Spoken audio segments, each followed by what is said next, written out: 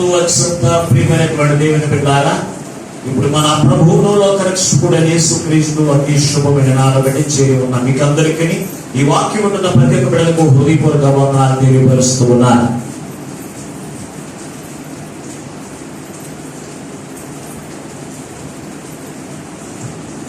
ప్రభునందు దేవుని బిడ్డలారా, ఈ సమయంలో దేవుని యొక్క వాక్యముల నుంచి కొద్ది సమయాన్ని దేవుని యొక్క వాక్యాన్ని ధ్యానం చేసుకుందాము.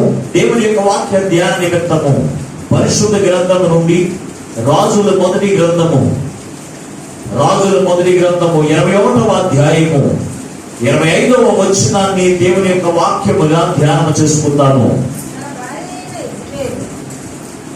రాజుల మొదటి గ్రంథము 21వ అధ్యాయము 25వ వచనాన్ని, తన భార్య అయిన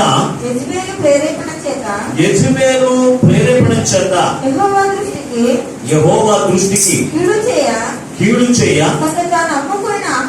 తను తాను అమ్ముకొనిన అహాబు వంటి వాడు ఎవడుతో కూడా లేడు. చిన్న ప్రార్థన చేసుకుని వాక్యాన్ని నేర్చుకుందాం. మహాపరిశుద్ధుడు ప్రేమ స్వరూపి అయిన మా ప్రియ పరలోకపు తండ్రి, మీ యొక్క పరిశుద్ధమైన ఘనమైన అతి శ్రేష్టమైన నామమునకు మీకు ఎక్కడైన వందనాలు స్తోత్రాలు. అవును తండ్రి, ఇంతవరకు పాటల ద్వారా స్తుతి ఆరాధన ద్వారా మహిమ తెచ్చుకున్న దేవా మీకు వందనాలు స్తోత్రాలు. కొద్ది సమయాన్ని నీ వాక్యమును మేము ధ్యానం చేస్తూ ఉండగా నిలబడి నీ దాసుని సిలువ చోటును మరుగుపరిచి ఏడంతరాత్మ శక్తి చేత అభిషేకించి నీ దాసుని నోటిని మాట వచ్చి మాతో సూటిగా మాట్లాడుచు ఉండగా వెనకలు చెవి గ్రహించగల మనసు, లోబడి అనుసరించి నడిచేటువంటి మనసు అయ్యా ప్రతి బిడ్డలకు అనుగ్రహింపజేసి రాకడకు ఆయుధపరచమని మా ప్రభువును రాని యేసునామమున ప్రార్థించి వేడుకొనుచున్నాము పరమ తండ్రి, ఆమేన్. ప్రభునందు అత్యంత ప్రియమైనటువంటి దేవుని బిడ్డలారా, ఈ చదవబడిన వాక్య భాగం యొక్క అంశము ఏమై ఉన్నది అని మనం ఆలోచన చేస్తే, మన యొక్క ప్రాణమును అమ్మివేసుకోవడం. చూడండి, అహాబు వంటి భ్రష్టుడైనటువంటి వాడు ఎవరు కూడా ఈ లోకంలో లేడు అంటూ ఈ వాక్యాన్ని ఎంతో విలువైనదిగా ఆయన రాశాడు. దేవుని బిడ్డలారా, యెజబెలు యొక్క ప్రేరేపణ చేత యెహోవా దృష్టికి కీడు చేస్తూ తన్ను తాను అమ్ముకొనిన అహాబు వంటి వాడు ఎవరు కూడా లేడు. తన్ను తాను అమ్ముకొనిన అహాబు వంటి వాడు లేడు.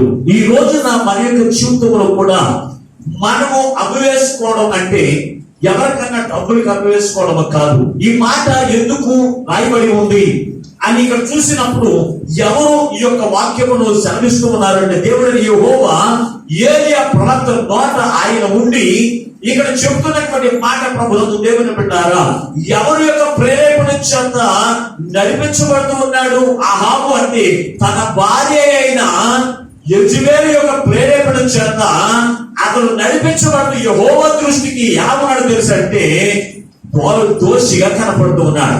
ద్రోహం చేసినటువంటి వాడిగా అతను కనపడుతూ ఉన్నాడు కనుక తన్ను తాను అమ్మివేసుకుంటున్నటువంటి అహాబు అని అతను కనపడుతూ ఉన్నాడు. దేవుని బిడ్డలారా, ఈ చదవబడిన వాక్య భాగంలో ముగ్గురు వ్యక్తులు మనకి కనపడుతూ ఉన్నారు.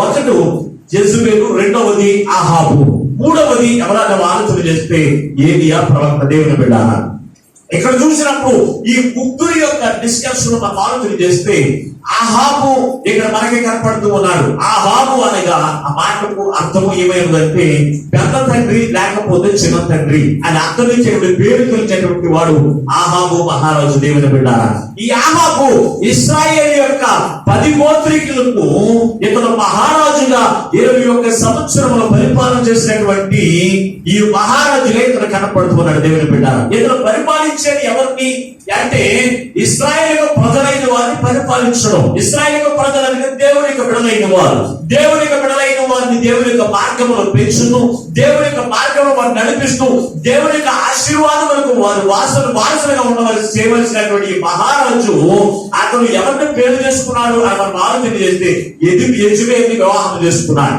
యెజబెలు ఎవరు అంటే సీదోను యొక్క దేశపు రాజు యొక్క కుమార్తె. సీదోను దేశం అనగా అన్యుల యొక్క కుటుంబము. దేవుని బిడ్డ, ఈ అన్య జాతి యొక్క కుటుంబంలో నుంచి వచ్చినటువంటి కుమార్తె ఎవరు అంటే యెజబెలు.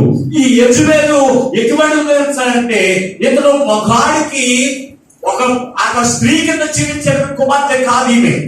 ఈమె యొక్క జీవితం ఒక మగరాయుడిగా జీవించినటువంటి జీవితం జీవించినటువంటి ఆమె స్త్రీలందరిలో కూడా పరిశుద్ధ గ్రంథంలో స్త్రీలందరిలో కూడా గొప్ప కఠినరాలు ఎవరు అంటే యెజబెలు. దేవుని బిడ్డ, ఈ యెజబెలు ఎవరి యొక్క ప్రేరేపణ చెందుతుందంటే సీదోను యొక్క దేశపు యొక్క ఆ యొక్క దేవత ఎవరు అంటే బయలు దేవత.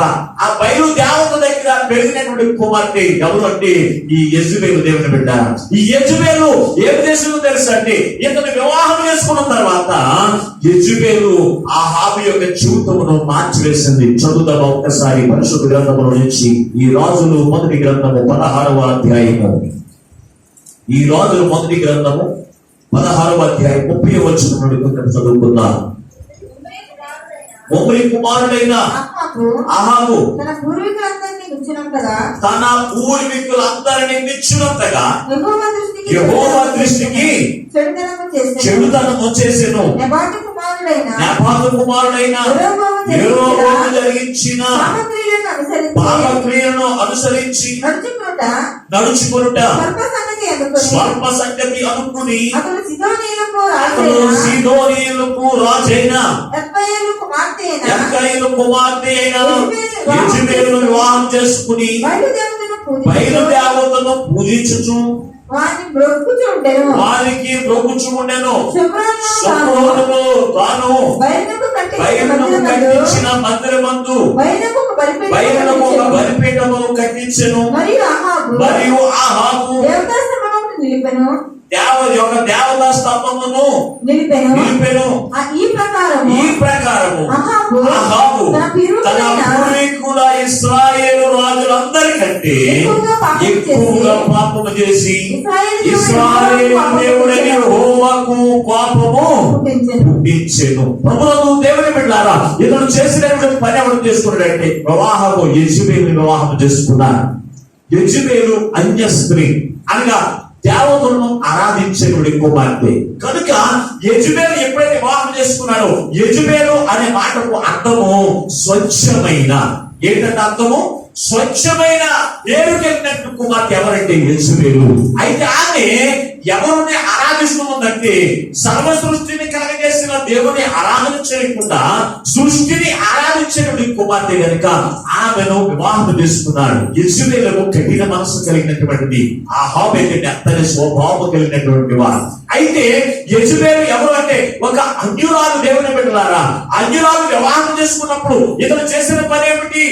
ఇశ్రాయేలు 10 గోత్రములను కూడా పరిపాలన చేసిన గొప్ప సామర్థ్యము దేవుడు ఇచ్చిన దేవుని విడిచిపెట్టి వేసి అతను ఎవరిని ఆరాధించడానికి వెళుతున్నారంటే తెలుసు అంటే యెజబెలు ఆరాధించేటువంటి బయలుదేవతను ఆరాధించడానికి వెళ్ళాడంటే దేవుని బిడ్డ. ఆరాధించి ఆ సీదోను పట్టణంలోనే ఆ బయలుదేవతకు ఒక దేవత ఒక గుడిని కట్టి ఏం చేస్తాడో తెలుసు అంటే దేవత స్తంభాన్ని కూడా నిలబెట్టి ఆ యొక్క ఇశ్రాయేలు ప్రజలందరినీ కూడా దేవతలను ఆరాధించేటువంటి వారిగా చేద్దామని ఆలోచన చేసిందంట. చూడండి ఎంత దౌర్భాగ్య స్థితికి వెళ్ళినటువంటి వాడుగా ఉన్నాడు. చూడండి, మనం అనుకుంటూ ఉంటాం ఈ రోజు నీ లోకంలో మనం అందరం అనుకుంటూ ఉంటాం. ఈ రోజు అనుకుంటాం ఇదిగో నా భర్త నేను చేసుకోలేటువంటి వాడు ఒకవేళ పూజ చేస్తానే కానీ నేను వివాహమే కదా నేను బాధ చేసుకుంటాను అనుకోవచ్చు. లేకపోతే భార్యను కూడా అంతే, నా భార్య ఎక్కడ ముందు దేవుని అడగట్లేదు, విగ్రహారాధన చేస్తుంది, ఆమె నేను మార్చుకుంటాను అనుకోవచ్చు. దేవుని పెట్టారా వారి ద్వారా నువ్వేమైపోతున్నావు తెలుసు అంటే వారి యొక్క ప్రేరణ బట్టి ఒకవేళ వారు ఒండి కట్టం అవ్వచ్చు, లేకపోతే వారే యజమాని మీద ఏలుబడి చేసేటువంటి లక్షణం కలిగినటువంటి వారు ఉండవచ్చు. దేవుని బిడ్డ, అటువంటిప్పుడు ఈ రోజున ఈ లోకంలో మన మాటలు ఎంత మాత్రం కూడా సాగబెట్ట. దేవుని బిడ్డ, ఈ రోజున భార్యలను భర్తలు ఏలుబడి చేస్తూ ఉంటే ఆ ఏలుబడి కింద ఉండడానికి ఇష్టపడుతూ ఉన్నారు. భార్యలను ఉండట్లేదు. భార్య చెప్పినట్టుగానే భర్తలు నడుచుకోవాలి, లేకపోతే జీవితం ఉండదు. లేకపోతే ఏం చేస్తాం, మా అయితే విడాకులతో నేను బతకలేనా అనేటువంటి ఆలోచన స్త్రీలకు వచ్చేస్తూ ఉంది. కనుక ఏం చేస్తున్నారో తెలుసు అంటే ఈ స్త్రీలు భర్తలు ఏలుబడి చేయడానికి ఇష్టపడుతూ ఉన్నారు. వివాహం కాకముందే ఆ ట్రైనింగ్ అటువంటిది బిడలైన వారికి ఏం చేస్తున్నారో తెలుసా? తల్లులైన వారు నీ భర్త చెప్పినట్టు కాదు, నీ భర్తను లోపరుచుకోవడం నేర్చుకో. ఏంటంటే తల్లులు నేర్పే మాటలు చూడండి. తల్లులు నేర్పే మాట కాకుండా తెలిసి ఈ రోజు నేను చాలా మంది తల్లుల యొక్క మాటలు నేర్పంటూ ఉన్నాను. భర్తను లోపరుచుకునేటువంటి లక్షణాలు నడవడిక బిడ్డలకు నేర్పడం కాదు. భర్త చెప్పినట్లుగా నువ్వు నడుచుకో. భర్త చెప్పినట్లుగా నడుచుకోవాలంటే నీవు నీ బిడలైన వారికి, నీ కుమార్తెలకి కావచ్చు, నీ కుమారునికి కావచ్చు, నీవు క్రీస్తుని కలిగిన నీవు క్రీస్తును ధరించుకున్న వారికి వివాహం చేస్తే నీ బిడ్డ యొక్క చూపు ఎంతో చక్కగా ఉంటుంది. కానీ మనం అలా చేయము. పర్వాలేదండి, తర్వాత నా కుమార్తె గురించి నాకు తెలిసేది, నా భర్తను మార్చుకుంటుందండి. మరి దేవుని యొక్క వాక్యం మోషే ధర్మశాస్త్రం ఏమని చదువుతుందో తెలుసా? చదువుదాం ఒక్కసారి. ద్వితీయోపదేశకాండము 7వ అధ్యాయం, ద్వితీయోపదేశకాండము 7వ అధ్యాయం 3వ వచనం చదువుదాం ఒకసారి.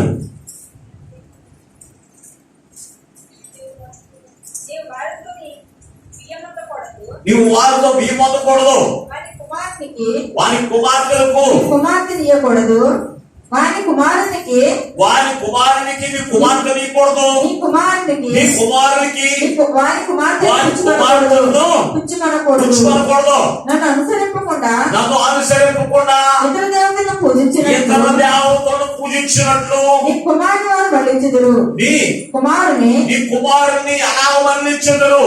అందును బట్టి యెహోవా కోపాగ్ని నీ మీద రగులుకుని ఆయన త్వరగా నశింపచేయును. ఆయన మిమ్మల్ని త్వరగా నశింపచేయును. ఎమ్మన్నాడే వద్దనట, చెప్పండి. ఎమ్మన్నాడే వద్దనట. ఎప్పొద్దన్నాడే కనుక మన పెద్దవాళ్ళని ఆచార్య క్రీస్తుని కలిగిన వాడిగా నువ్వు సిద్ధపడితే క్రీస్తుని కలిగిన వాడు దొరుకుతాడు. కానీ మాకు అలాగ అనుకో, అయ్యో ఈ తోడి భర్త వద్దడం తర్వాత బాప్తిస్మిస్తేనే, ముందు నా కూతురికి నా కుమారునికి బాప్తిస్మిస్తే వచ్చేటటువంటి వారు అని చెప్పి ముందే ఒకటి, ఒకవేళ రక్షణ పొందిన వారు దొరికితే కుమార్తెలకు బాప్తిస్మడానికి సిద్ధపడతారు. రక్షణ పొందిన వారు అప్పుడు అన్యులు దొరికితే అగ్ని వివాహం చేసి వారు నాశనానికి నరకానికి పంపించడానికి ఇష్టపడుతున్నారు తల్లిదండ్రులు ఈ రోజున. కానీ దేవుడి యొక్క వాక్యం అలాగే చెప్పట్లేదండి. నీ కుమారుని కానీ నీ కుమార్తెలు కానీ అటువంటి వారికి ఇవ్వద్దు. ఒకవేళ ఇచ్చిన వారంట నీ దేవుడని యెహోవాను అనుసరింపకుండా వారు నీ పిల్లలని నాశనం చేస్తారు. ఎంత స్పష్టంగా రాశారండి. వాక్యం ఎంత పరిశుద్ధ గ్రంథములో ప్రతి దాని గురించి రాస్తున్నాడు. కానీ వాక్యాన్ని మనం గ్రహించము, విని నడుచుకోము కనుక మన యొక్క జీవితంలో కష్టాలు, శ్రమలు, ఇబ్బందులు పాలు నిత్య నాశనానికి వెళ్ళిపోతున్నాము దేవుడు పెట్టారా. అందుకే ఈ వాక్యము ద్వారా ఈ రోజున దేవుడు మనతో మాట్లాడుతూ ఉన్నాడు. ఇదిగో తన యొక్క భార్య అయిన యెజబెలు యొక్క ప్రేరేపణ బట్టి ఏం చేశాడంట? యెజబెలు యొక్క ప్రేరేపణ బట్టి అతను ఎలా నడుచుకున్నాడు? దేవుని యొక్క దృష్టికి వ్యతిరేకంగా నడుచుకున్నాడు. ఎవరండి? అహాబు. దేవుని ఆరాధించవలసినటువంటి వాడు, దేవుని సేవించవలసినటువంటి వాడు, దేవుని యొక్క మార్గంలో నడుచుకుంటూ దేవుని యొక్క ప్రజలైన వారిని కూడా నడిపించవలసిన ఒక మహారాజు చేసిన పని తెలుసంటే ఒక అన్యురాలిని వివాహం చేసుకోండి. ఇతనే మూర్ఖుడిని అసలు. ఇతను ఎటువంటి వాడు? ఇతను అతని యొక్క పితరులు నడిచినటువంటి మార్గము కంటే ఇతను ఎటువంటి వాడు తెలుసంటే ఇంకా దౌర్భాగ్యపు స్థితి కలిగినటువంటి వాడు. వీడు ఎవరు చేసుకున్నాడంట? యెజబెలు స్త్రీలు చేసుకున్నాడు. బయలు దేవతలను పూజించేటువంటి కుమార్తెలు చేసుకున్నారు. చేసుకున్నప్పుడు అది ఏం చేస్తుంది? పొద్దున్నే తలస్నానం చేసి రా నా కూడా నేను చేసేది నువ్వు చేయి, పర్లేదు నమస్కారం చేయి అంటే ఇతను కూడా ఏం చేశాడు? బయలు దేవతకి వెళ్ళి నమస్కారం చేశాడు. నమస్కారం చేస్తే కుదరదు, ఈ దేవతకి నువ్వు ఏదైనా చెయ్యి, బంగారంతో ఒక దీపస్తంభాన్ని ఒకటి తయారు చేయి అన్నది. అదే చేశాడు, స్తంభాలు చేశాడు. ఈ రోజు స్తంభాలను ఎక్కడికి వచ్చినట్టున్నాడు? ఆనాటి కాలం దేవతలు చేసినటువంటి స్తంభాలే. ఆ దేవత స్తంభాన్ని చేశాడు. దానికి ఒక బలిపేట, అందరూ బలిపేట మీద వచ్చి అందరూ కూడా ఆరాధించినటువంటి వారికి చేయాలని అతను ఎంతగానో ఇశ్రాయేలు ప్రజలందరినీ కూడా క్రైస్తవులందరూ కూడా బలి చేసి ఒక అన్యుడిగా చేసేస్తాం అనుకున్నటువంటి ఆలోచన ఎవరు కలిగి ఉన్నది తెలుసంటే ఒక యెజబెలు కుమార్తె. యెజబెలు ఉన్నటువంటి పట్టుదల ఈ రోజున క్రీస్తుని కలిగిన సన్నిధి స్త్రీలు ఒక్కరు ఉంటే చాలు, సాయంత్రమైన గ్రామం అంతా కూడా మారిపోతుంది. ఆయన ఉన్న పట్టుదల ఎటువంటి తెలుసా? అతని యొక్క భర్తను పట్టుకుని తన యొక్క మార్గం నడిపించడం ప్రారంభించింది. దేవుని బిడ్డలారా, అది సరైన మార్గము కాకపోయినప్పటికీ కూడా ఆమె ఎంచుకున్న మార్గంలోనికి తన భర్తను, తన యొక్క ఇరుగు అందరినీ కూడా ప్రజలందరూ 10 గోత్రీకులు అనేటువంటి ఇశ్రాయేలు ప్రజల్ని దేవుళ్ళొచ్చి తనకి చదువు నేర్పించారు. దేవుని బిడ్డ, ఈమె సామాన్యురాలు కాదండి. ఈయన సామాన్యురాలు కాదు. ఆయన యొక్క ప్రేరణ ఎలా ఉంటుందో తెలుసా? దేవుడి యొక్క ప్రవక్తలందరినీ కూడా దేవుడి యొక్క ప్రవక్తలందరినీ కూడా చంపేయడం ప్రారంభించింది. దేవుని పెట్టారు. చంపేస్తూ ఉండగానే అలా ఒక యోబద్య ఏం చేసాడు తెలుసా? ఆ సేవకులు 100 మందిని ఒక 50 మందిని ఒక గుహలోను, ఒక 50 మందిని ఒక గుహలో పెట్టి అక్కడ దాక్కుంటూ ఉన్నాడు. దేవుని పెట్టారు. అక్కడ కూడా చంపేయడానికి చూస్తుందండి యేసుపేరు. అటువంటి సేవకులు చంపేస్తే స్వార్థ ప్రకటించేవారు ఉండరు. అటువంటి సమయంలో వాక్యం ఎవరికి కూడా వినపడదు కనుక అందరూ కూడా బయలుదేవతను ఆరాధన చేసి అందరూ కూడా నాశనం అయిపోతారని చెప్పి ఆలోచన చేసిందన్న దేవుని బిడ్డ. చేస్తే దేవుడు ఊరుకుంటాడా? దేవుడు ఊరుకుంటాడండి? ఊరుకునేవాడు దేవుడు కాదు. కనుక ఎవరు నిలబడ్డాడు తెలుసా? ఏలియా ప్రవక్తను, రోషము కలిగినటువంటి ప్రవక్తను అక్కడికి పంపించాడు. దేవుని పెట్టారా? ఓ ఏలియా, వాళ్ళని యెజబెలు అనేటువంటి కుమారుడు నాకు దగ్గరికి వెళ్ళు అన్నాడు. వెళ్ళినప్పటికీ ఈ యొక్క పని అంతా కూడా ఏమో తెలుసా? సేవకులు అందరినీ కూడా చంపేస్తూ ఉంది. ఒక్కొక్కరిని చంపేస్తూ ఉన్నప్పుడు రోషము కలిగినటువంటి దైవసురుడిగా అతను నిలబడి మాట్లాడుతున్నాడు. ఓ బయలా, మీరు ఎంతమంది ఉన్నారు? బయలుపోతారు ఎంతమంది ఉన్నారు అన్నప్పుడు 400 మంది బయలు దేవతలు, ఆ స్థోలిక దేవతలను ఆరాధించేటువంటి 450 మంది, మొత్తం పాటలుగా 850 మంది ప్రవక్తలందరూ ఒక పక్షంగా నిలబడినప్పుడు ఏలియా ప్రవక్త ఒక్కడే రోషము కలిగినటువంటి వాడిగా ప్రభు యొక్క పక్షంగా నిలబడి ఏం చేస్తాడో తెలుసా? దేవుడి యొక్క మార్గాన్ని, దేవుడి యొక్క విశ్వాసమును నిలబెట్టినటువంటి వాడిగా దేవుడు ఏర్పాటు చేసుకున్నాడు. దేవుడు ఈ రోజు క్రైస్తవ్యం నిలబడిందని కారణము రాజీ పడినటువంటి సేవకులు కాదండి. సేవకులు ఏ విషయంలో కూడా రాజీ పడడానికి వీల్లేదు. విశ్వాసులు రాజీ పడవచ్చేమో, విశ్వాసులు రాజీ పడడానికి వీల్లేదు. లోకంలో ఎవరైనా రాజీ పడినప్పటికీ కూడా దేవుడి యొక్క అనుసరించే వారు మాత్రం రాజీ పడడానికి వీల్లేదు. అందుకే ఏలియా ప్రవక్తను లేపినప్పుడు ఏలియా ప్రవక్త నిల్చున్నాడు, నిలబడి మాట్లాడుతూ ఉన్నాడు. ఏమని మాట్లాడుతుందో తెలుసా? తన భార్యని యెజబెలు యొక్క ప్రేరేపణ చేత యెహోవా దృష్టికి కీడు చేసినటువంటి ఆహాబు వంటి వాడు, తన్ను తాను అమ్ముకుని ఆహాబు వంటి వాడు ఈ లోకంలో ఎవరు కూడా లేడు అని మనం చెప్పని. ఆహాబు అమ్మేసుకున్నాడంటారా? అమ్మేసుకున్నాడని రాశాడు ఇక్కడ ఏలియా ప్రవక్త. అమ్మేసుకున్నాడని రాశాడండి. ఈయన ఎవరికి అమ్మేసుకున్నాడు? యెజబెలుకి అమ్ముడు పడిపోయాడు. దేవుని బిడ్డ. అందుకే అతను అమ్మేసుకున్నాడు అనే మాట అక్కడ స్పష్టంగా రాయబడి ఉన్నది. పురుషుల గ్రంథంలో మరొక మాటలు మనం చూడగలిగినట్లయితే రాజుల మొదటి గ్రంథము 21వ అధ్యాయము 20వ వచనాన్ని ఒక్కసారి చదువుదామా? రాజుల మొదటి గ్రంథము 20వ చదువమ్మా. అతను ఏలియాను చూసి నా పగవాడా, నీ చేతిలోనే నేను చెక్కబడినా అని పలుకగా ఏలియా ఇట్లనెను, యెహోవా దృష్టికి కీడు చేయుటకు నిన్ను నీవే అమ్ముకొని ఉన్నావు కదా, నా చేతిలో చిక్కితివి. మనం అనుకుంటా ఉంటాం, పాస్టర్ గారికి తెలియదు అని అనుకుంటాం. మనం ఏం చేసినా, ఎవరికి మొక్కినా, ఎక్కడ ఏం తినేసినా దైవజనులకు తెలియదని మనం అనుకుంటాము. దేవుని పెట్టారు. ఒకవేళ తెలిసి దైవజనులు అడిగితే మనకు అనుకుంటాడు తెలిసి సేవకుడు పగవాడైపోతాడు. ఉన్నది ఉన్నట్టుగా పలికేటువంటి సేవకుడు చాలా మందికి ఇష్టపడదు. ఎందుకు తెలుసా? మన తప్పుదమ్మను మన ఎదురుగా చెప్పాలనుకోండి, ఎవరిని ఇష్టపడతారా? అదే మన తప్పుదమ్మలన్నీ కూడా కప్పు పూడ్చేటువంటి వాళ్ళంటే మనకు చాలా ఇష్టమండి. మనం ఒకవేళ తప్పుడు మాటలు నడుస్తున్నప్పుడు, తప్పుడు యొక్క జీవితం మనం జీవిస్తూ ఉన్నప్పుడు మనం ఏమైపోతాం తెలుసా అంటే, మనం కప్పుంటే కనుక మనం పగవారు కాదు, ఇష్టమైపోతాం. కానీ ఏలియాకు తెలియలేదు.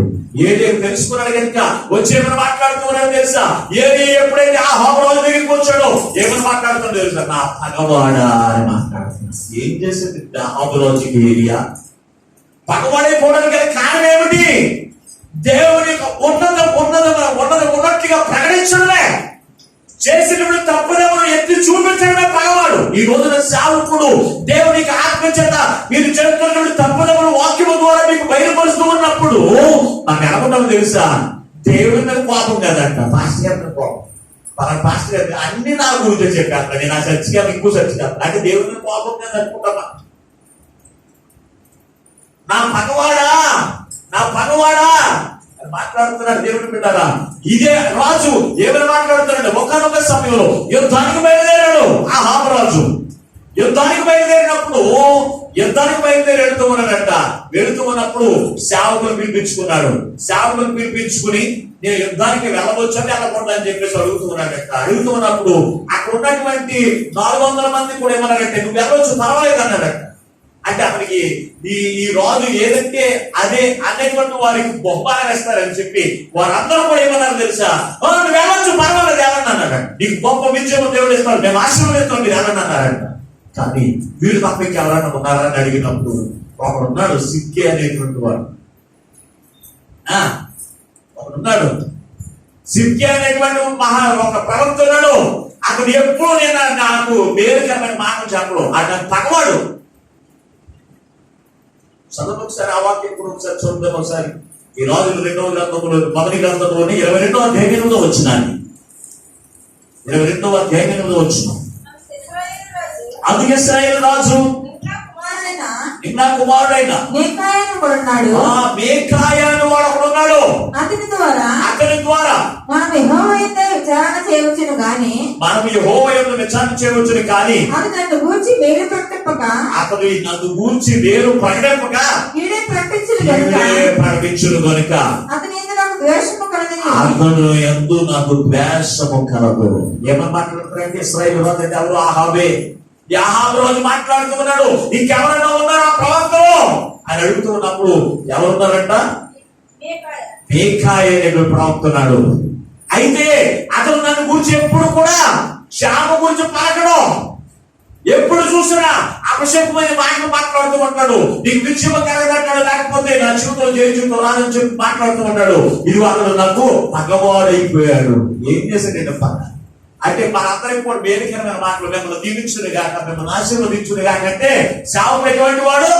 పగవాడు కాదు. కానీ దేవుని యొక్క వాక్యానుసారం మీరు జీవించకపోతే ఇదిగో దేవుని యొక్క ఉగ్రత మీ మీదకి వస్తుంది. దేవుని యొక్క వాక్యానుసారంగా మీరు నడుచుకోకపోతే మీ జీవితంలో క్షేమం ఉండదు, మీ బ్రతుకులు ఆనందం ఉండదు అని చెప్తే దైవజనుడు ఏమంటాడు తెలుసా? పగవాడు అయిపోతాడు. అలాగే ఈ యెజబెల్ గురించి, ఆ హాను గురించి దేవుడు మాట్లాడుతూ ఉన్నాడు. ఇతని దగ్గరికి మాట్లాడుతున్నాడు. ఇతను ఎటువంటి వాడు తెలుసా? యెజబెల్ యొక్క మాట చెప్పిన జీవించేటువంటి వాడు. యెజబెల్ ఏది చెప్తే చేసేటువంటి వాడు. యెజబెల్ ఎలాగ భావం అంటే, ఎవరికి మొక్కం అంటే అలాగే మొక్కేటువంటి వాడికి ఉన్నాడు. దేవుని బిడ్డ, ఈ రోజున భక్తులు చేసే పని అదే. కానీ భార్య సరైన మార్గంలో ఉండక ఈ రోజు పురుషులందరూ మందిరంలో ఉండట్లేదు. భార్యను చెక్కు పట్టుకుని తిరిగేటువంటి వారే పురుషులు. అవునా లేదా? అట్లాంటి కొందరైతే ఊరుకుని ఉంటారు, కొంతమంది ఉంటారు.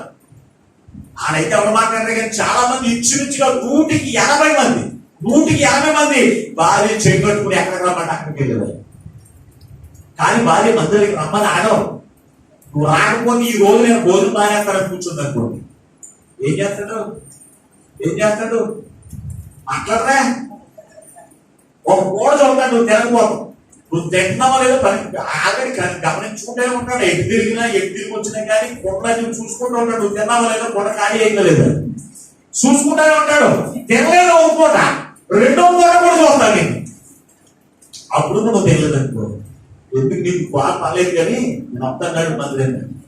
కానీ మా అసలు పూట మాత్రమా మన భర్త మారకపోతే రాకపోతే పర్లేదు కానీ మాత్రం నేను తినేస్తాను.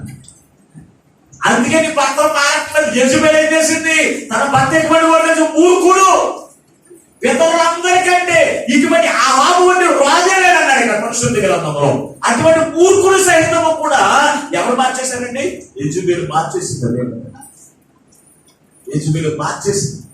దేవునికి విరుద్ధంగా నడవడం ప్రారంభించాడు. ఎలాగో తెలుసా? ఆమె గురించి ఏమి చేశాడు? అహాబు ఎప్పుడైతే బయలుదేవతను ఆరాధన చేస్తున్నాడు, బయలుదేవతను మొక్కుతూ ఉన్నాడు, అతని యొక్క జీవితం కూడా ఏమైపోయింది తెలుసా? ఒక అన్యుడైపోతూ ఊరుకున్నాడా? ఇతర మళ్ళీ ఎవరి మీద? నా బోతు ఆ యొక్క ద్రాక్ష తోట మీద పడినట్టు ఎదుర్కొని ఇహ సంబంధమైన అక్కడ పర సంబంధమైన మానేశాడు. దేవతను ఆరాధించేవారని ఇప్పుడు ఇహ సంబంధమైన వాటి యొక్క కోరికలే తప్ప ఆత్మ సంబంధమైన వాటి మీద మనసు ఉన్నదానికే. అందుకే ఆ ద్రాక్షతో ఎక్కువ అందంగా కనబడిందంట. ఏం చేశాడు? ఆ నాబోతు అన్నాడు, నా ద్రాక్షతో నేను అందరూ అది నాకు కావాలన్నాడు. అంటే ఎదురు కోరించి కూర్చున్నాడు. కూర్చుంటే ఏం చేసింది యెజబెలు? అతన్ని చంపేయడానికి కుక్కలో పండింది. అతని సాక్షులు నిలబెట్టింది. ఇతన్ని చంపేసి ఆ ద్రాక్ష తోటను స్వతంత్రించుకుందో. చూడండి, యెజబెలు ఎటువంటి అనుకుంటున్నారు? మనుషులను హత్య చేయడానికి కూడా పన్నాగాలు ప్లాన్లు వేసి నడిపించేటువంటి యెజబెలు. అటువంటి దౌర్భాగ్యపు స్థితి కలిగినటువంటి యెజబెలు యొక్క ప్రేరేపణ చేత ఇతను నడుచుకున్నాడు. అందుకే తన ఆత్మను అన్వేషిస్తున్నాడు. దేవుని బిడ్డ, ఈ రోజున మన చిక్కులో అనుకుంటాం, నేను ఎవరికి కూడా నేను నమ్ముకోలేదు, నేను ఎవరికి కూడా నేను నమ్మడం బాగలేదు. నువ్వు అనుకుంటున్నావేమో, నువ్వు ఒకవేళ అన్యుల జీవితంతో నువ్వు సహవాసం చేస్తూ, అన్యులతో నువ్వు సహవాసం చేస్తూ నీ జీవితంలో వారి చేత నువ్వు ప్రేరేపించబడినట్లయితే నీ ఆత్మను అందించుకున్నట్లే. లేకపోతే ఏ సంబంధమైన వాటి మీద నీ దృష్టి వచ్చి వాటికి కూడా నీ ఆత్మ అన్వేషించుకున్నట్లే. దేవుని పెట్టారా? నీ ఆత్మను అన్వేషించుకుంటే మాత్రము నువ్వు ఎంత మాత్రం కూడా దాన్ని కొనుక్కుందామన్నా నీ డబ్బులు సరిపోవాలి. కొనుక్కుందామన్నా నీ డబ్బులు నీకు సరిపోవు. అందుకే మాట్లాడుతున్నాడు ఆహాబు, ఓ ఇదిగో నా పగవాడా అని మాట్లాడుతుంటే ఆహాబు ఏమని మాట్లాడుతుందో తెలుసా? ఏలియా, ఇదిగో ఆహాబు యొక్క ప్రేరేపణ చేత నీ ఆత్మను అన్వేషిస్తున్నా. నీకు నీవే నీ ఆత్మను అన్వేషిస్తున్నావు, నీ ఆత్మ మానానికి నువ్వు అన్వేషిస్తున్నావు అని చెప్తున్నాడు. దేవుని పెట్టారు. ఆత్మను అన్వేషించుకోవడం ఏంటి? ఆత్మ అన్వేషించుకుంటే మనం కొనుక్కోలేమా? నువ్వు అనుకుంటున్నావు. ఇప్పుడు దేవుని పరిశుద్ధులను రాష్ట్రం చూడండి. ప్రభు యేసుక్రీస్తు వారు మార్కు రాసిన సువార్త 8వ అధ్యాయము 36 వచనం చదువుదాం. మార్కు రాసిన సువార్త 8వ అధ్యాయము 36 వచనాన్ని.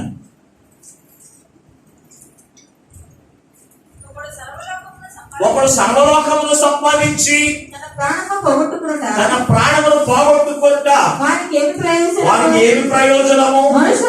మనుషుడు తన ప్రాణములకు ప్రతిగా ఏమి ఇయ్యగలను? అంటే అభ్యసుకున్న దాన్ని కొనుక్కోవడానికి తన ప్రాణములకు ప్రతిగా దాన్ని మనం స్వతంత్రించుకోవడానికి ఏమి ఇస్తే పొందుకుంటారు. కోట్లాధిపతి ఈ రోజు చనిపోతారు. తన ప్రాణం రక్షించుకోగలుగుతున్నారా? మాట్లాడండి. అందుకే సుప్రభు మాట్లాడుతున్నాడు, ఈ లోకంలో నీ జీవితంలో సర్వలోకములను సంపాదించి నీ ప్రాణమును పోగొట్టుకుని కంటే, చూడండి, నీ ప్రాణమును అన్వేషించకుండా జాగ్రత్తగా ఉంచుకుంటుంది. నీ ప్రాణములకు ప్రతిగా అసలు నరులు అనేటువంటి వాడు ఏమి ఇవ్వగలరు? చూడండి, నువ్వు ఎన్ని కోట్ల రూపాయలు ఇచ్చిన నీ ప్రాణం రాదు. కానీ అటువంటి దాని విలువైన దాన్ని మనం ఏం చేస్తామో తెలుసా? ఇహ సంబంధమైన వాటి మీద మనసు ఉంచి, ఇహ సంబంధమైన వాటి మీద మన యొక్క మనసు ఉంచి మనం ఏం చేస్తామో తెలుసా? వాటికి మన ఆత్మను, మన ప్రాణం ఏం చేస్తామో తెలుసా? అర్థం వేసుకుంటున్నాము. దేవుడు ఆ ప్రాణములకు ప్రతిగా నువ్వు ఏమిచ్చినా కానీ అది నీ దగ్గరికి రాదు. అందుకే సుప్రభు మన యొక్క ప్రాణమును, మన ఆత్మను రక్షించడానికి ఆయన విలువైనటువంటి తన ప్రాణములు పెట్టి ఈ రోజున మన సజీవ లెక్కన ఉంచి మనం ఏం చేస్తున్నాడు తెలుసా? నిత్యము జీవింపచేయడానికి ఆయన ఇష్టపడుతున్నాడు. కానీ మనం ఏం చేస్తామో తెలుసా? దాన్ని పోగొట్టుకునేటువంటి వారిగా మనం కనపడుతూ ఉన్నాం. ఆహాబు అతను ఎంతో ఇశ్రాయేలు ప్రజలను నడిపించేటువంటి వాడిగా, క్రీస్తుని అనుసరించి ఆయన మార్గంలో నడిపించవలసినటువంటి ఈ ఆహాబు రాజు తన ప్రాణం ఏం చేస్తాడో తెలుసా? అన్వేషిస్తున్నాడు. ఎవరికి? యెజబెలు యొక్క ప్రేరేపణ చేత అపవాదికి తన ప్రాణమును, ఆత్మను అన్వేషిస్తున్నాడు. దేవుడు ఈ రోజు నుండి ఎవరి యొక్క ప్రేరేపణ చేత నడిపించబడుతున్నాను ఆలోచన చేయండి. ఎవరి యొక్క ప్రేరేపణ చేత నీ యొక్క ప్రాణములను నువ్వు అన్వేషిస్తున్నావు ఆలోచన చేయండి. దేవుని పెట్టారా? పరిశుద్ధ గ్రంథంలో మనం చూడగలిగినట్లయితే దావీదు యొక్క జీవితంలో కూడా ఒకానొక దినాన్ని అతడు దేవుని పక్కన పెట్టి వేసి అతడు ఇహ సంబంధమైన వాటి మీద మనసు ఉంచి ఏం చేశాడు తెలుసా? తన ప్రాణమును పోగొట్టుకోబోయాడు. చదువుదాం ఒకసారి. సమూయేలు 2వ గ్రంథము 12వ అధ్యాయము 11వ వచనం చదువుదాం. సమూయేలు, నేను పాపము చేసిందని నాతాను అనగా, నాతాను నీవు చావకుండానట్లు యెహోవా నీ పాపమును నీవు చావుకున్నట్లు. అంటే అప్పుడు ఏమైపోయాడు? ఆల్రెడీ దేవుని యొక్క మాటను పక్కన పెట్టాడు, దేవుని పక్కన పెట్టాడు, దేవుని యొక్క భయం లేకుండా అతడు బత్షెబతో పాపము చేశాడు. దేవుని బిడ్డ ఏ సంబంధమైన వాటి మీద మనసు ఉంచాడు, ఏ సంబంధమైనటువంటి సుఖము కొరకు అతను ఏం చేశాడో తెలుసా? తన ప్రాణమును అమ్మివేసుకోబోయాడు. దేవుని బిడ్డ అమ్మివేసుకోబోయినప్పుడు దేవుడిని యెహోవా నాతను ప్రవక్తను పంపించి అతని పాపమును అతనికి తెలియవచ్చినప్పుడు అతను ఏమైనా మాట్లాడుతున్నాడు తెలుసా? అయ్యా నేను పాపం చేశాను అన్నాడు, కానీ నా విరోధి అని మాట్లాడు. మరి ఆ హాబు దగ్గరికి వచ్చి ఏరియా ప్రవక్త వచ్చి అతని యొక్క పాపముల గురించి, ఆ పాపముల వచ్చినటువంటి శిక్ష గురించి తెలియవలసి ఉన్నప్పుడు అతను ఏమన్నాడు తెలుసంటే నా విరోధి మాట్లాడుతున్నాడు, నా విరోధి అని మాట్లాడుతున్నాడు. కానీ దావీదు అలా కాదండి. ఈ నాతోను ప్రవక్త వెంటనే వచ్చి అతను చెప్తున్నటువంటి మాటలు బట్టి ఏం చేశాడు తెలుసా? నేను పాపము చేశాను, అయ్యా నన్ను క్షమించు నాయనా అని ప్రార్థన చేసినప్పుడు అంట అతను మాట్లాడుతున్న మాట ఏమిటి? నాతోను ప్రవక్త ఏమన్నాడు? నీవు మరణము కాకుండానట్లు యెహోవా నిన్ను ఈ పాపములు మరణం కాకుండా చనిపోయేవాడు కాదు. దావీదు కూడా అప్పుడే చనిపోయేవాడు.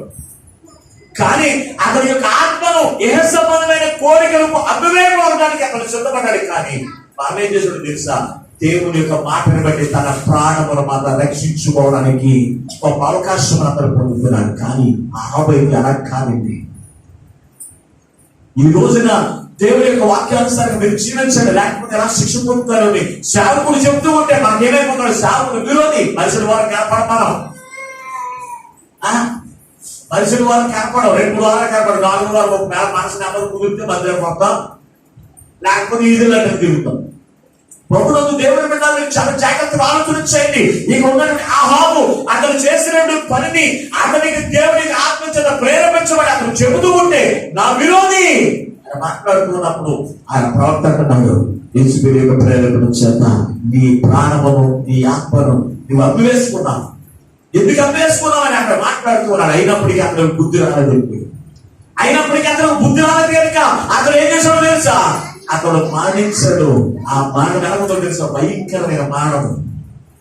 అతడు చనిపోతే వచ్చి కుక్కలు కూడా తన యొక్క రక్తమును నాకి నుండి దౌర్భాగ్య స్థితి అహాబు అతడు పొందుతున్నాడు. అందుకే అతను రాస్తూ ఉన్నాడు, ఆ తన భార్య యెజబెలు యొక్క ప్రేరేపణ చేత దేవునికి కోపమును పుట్టించేటువంటి వాడిగా, దేవుని దృష్టికి అతను పాపాత్ముడిగా అతను జీవించినటువంటి అమ్ముకొనిన యెజబెలు వంటి వాడు ఈ లోకంలో ఎవరికి కూడా లేడు అని అక్కడ అందుకే వాక్యములు రాశారు దేవుని బిడ్డ. కానీ దావీదైతే తన ప్రాణమును తన ఆత్మను అమ్మివేసుకోలేదు. దేవుని గురించి ఏ సంబంధమైన కోరికలు నిమిత్తం, ఏ సంబంధమైనటువంటి సంతోషం నిమిత్తము, ఏ సంబంధమైనటువంటి అవసరతల నిమిత్తము తన ఆత్మను అమ్మివేసుకోలేదు. తన భార్యని యెజబెలు ప్రేరేపణ బట్టి అది ఏమైపోయాడు తెలుసంటే నశించిపోయాడు. ఈ రోజున క్రీస్తుని కలిగిన మీరు మీ ప్రేరేపణ మీ భర్త పట్ల ఉంది. మీ ప్రేరేపణ మీ భర్త పట్ల ఎలా ఉంది? మీరు క్రీస్తు యొక్క ప్రేరేపణ బట్టి మీరు నడుచుకుంటూ ఉంటే కనుక మీ భర్తలను దేవుని యొక్క ప్రేరేపణ బట్టి దేవుని యొక్క సన్నిధిలో నడిపిస్తారు. కానీ మనం ఆలోచన చేయండి, దేవుని యొక్క వాక్యము చేత నేను ప్రేరేపిస్తూ ఉన్నప్పుడు, దేవుని యొక్క వాక్యము చేత నీ హృదయాన్ని దప్పరిల్లింపజేస్తూ ఉన్నప్పుడు ఆ మాటలు చెప్పి మనం జీవించగలుగుతున్నామా? ఆలోచన చేయండి. పరిశుద్ధ గ్రంథములో నుంచి జకర్యా గ్రంథము 7వ అధ్యాయము 12వ వచనం చూద్దాం ఒకసారి. జకర్యా గ్రంథము 7వ అధ్యాయము 12వ వచనం. ధర్మశాస్త్రమును పూర్వీకులైన ప్రవక్తల ద్వారా సైన్యములకు అధిపతి యెహోవా తన ఆత్మ ప్రేరేపణ చేత తెలియజేసిన మాటలను తాము వినకుండానట్లు హృదయములను కురువిత్తము వలె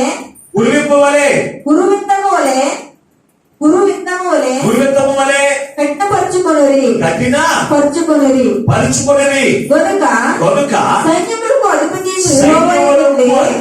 యెహోవా యొద్ద నుండి మహోగ్రత వారి మీదకి వచ్చెను. ఎవరికి వచ్చిందంట? దేవుని యొక్క సన్నిధికి వచ్చి ధర్మశాస్త్రము ద్వారా పలుకుతున్నటువంటి మాటలు, దేవుని యొక్క వాక్యము ద్వారా పలుకుతున్న ప్రతి ఒక్క మాటల యొక్క ప్రేరేపణ పెట్టి అనుసరించి నడుచుకోనక వారు ఉదయం ఏం చేస్తున్నారంటే కఠినపరుచుకుంటూ ఉన్నారంట. ఈ రోజున దేవుని యొక్క వాక్యం ద్వారా మీతో మాట్లాడుచుకున్నప్పుడు వాక్యానుసారంగా నీవు జీవించట్లేదంటే నీ హృదయం ఏం చేస్తూ ఉన్నదంటే కఠినపరుచుకుంటూ ఉన్నావు.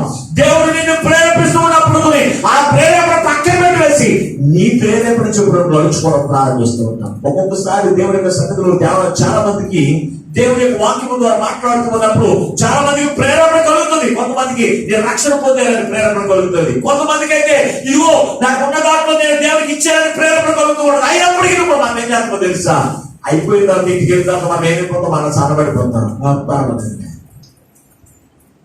పర్వాలేదులే. దేవుని యొక్క ప్రేరేపణ చెప్పి మనం నడుచుకోము. దేవుని యొక్క ప్రేరేపణ అంట మనం ఏం చేస్తామంట, కఠిన పని చేసుకుంటామంట. మన ఉదయాన్ని కఠిన పని చేసుకుని మన యొక్క ప్రేరేపణ చెప్పి నడుచుకోవడం మనం ప్రారంభిస్తాం. అప్పుడంట దేవుని యొక్క ఉగ్రత వారి మీదకి వచ్చి వేసి వారిని ఏం చేస్తుందంట, ఏం చేస్తుంది, నాశనము చేయము. మరి ఎవరు ప్రేరేపణ చెప్పి నువ్వు జీవిస్తూ ఉన్నావు? యెజబెలు యొక్క ప్రేరేపణ బట్టి నువ్వు జీవిస్తూ ఉన్నావా? యెజబెలు ఒక సాతానుకు సాదృశ్యంగా ఉంది. యెజబెలు సాతానుకు సాదృశ్యంగా ఉంది కనుక ఈ సాతాను చేసే పని ఏంటి, దేవుళ్ళలో నుంచి నిన్ను తొలగించి, దేవుళ్ళలో నుంచి నిన్ను దింపివేసి నిన్ను నరకలోకి నడిపించడానికి, నీ జీవితంలో నాశనం పాలు చేయడానికి ఆ సాతాను అనేక రీతిగా నిన్ను ప్రేరేపిస్తూ ఉన్నప్పుడు సాతాను యొక్క ప్రేరేపణ చెప్పిన నువ్వు జీవించి నువ్వు నశించుకోవడం నీకు ఇష్టంగా ఉందా? ఆలోచన చేయండి. అలాగూ కాకుండా దేవుని యొక్క వాక్యం ద్వారా నువ్వు పాపం చేస్తున్నప్పుడు, దేవునికి విరుద్ధముగా నువ్వు జీవిస్తూ ఉన్నప్పుడు, దేవుని యొక్క ఆత్మచేత నిన్ను ప్రేరేపిస్తూ ఉన్నప్పుడు పాప క్షమాపణ పొందుకుని దేవుడిచ్చే ఆశీర్వాదాలకు వారసులుగా ఉన్నామని ఆయన మాట్లాడుతున్నప్పుడు ఆయన ప్రేరేపణ చెప్పిన నువ్వు ప్రేరేపించబడి నువ్వు జీవించగలుగుతున్నావా? ఆలోచన చేయి. దావీదైతే మాట్లాడుతున్నాడు, నేను దేవుని చేత నేను ప్రేరేపించబడ్డాను, అందుకే నా పాప స్థితిని ఒప్పుకుని మరలా నేను మరణం నుంచి నేను తప్పించబడు ఆశీర్వాదములకు వారసులుగా ఉండగలిగానని దానికి మాట్లాడుచుకున్నాడు. కనుక నువ్వు ఈ రోజు నా జీవితంలో మాట్లాడగలుగుతున్నావా? ఇర్మియా అంటున్నాడు, ఇర్మియా గ్రంథంలో చూసినప్పుడు ఇర్మియా నేను నా దేవుని యొక్క ప్రేరేపణ బట్టి నేను నడుచుకుంటాను.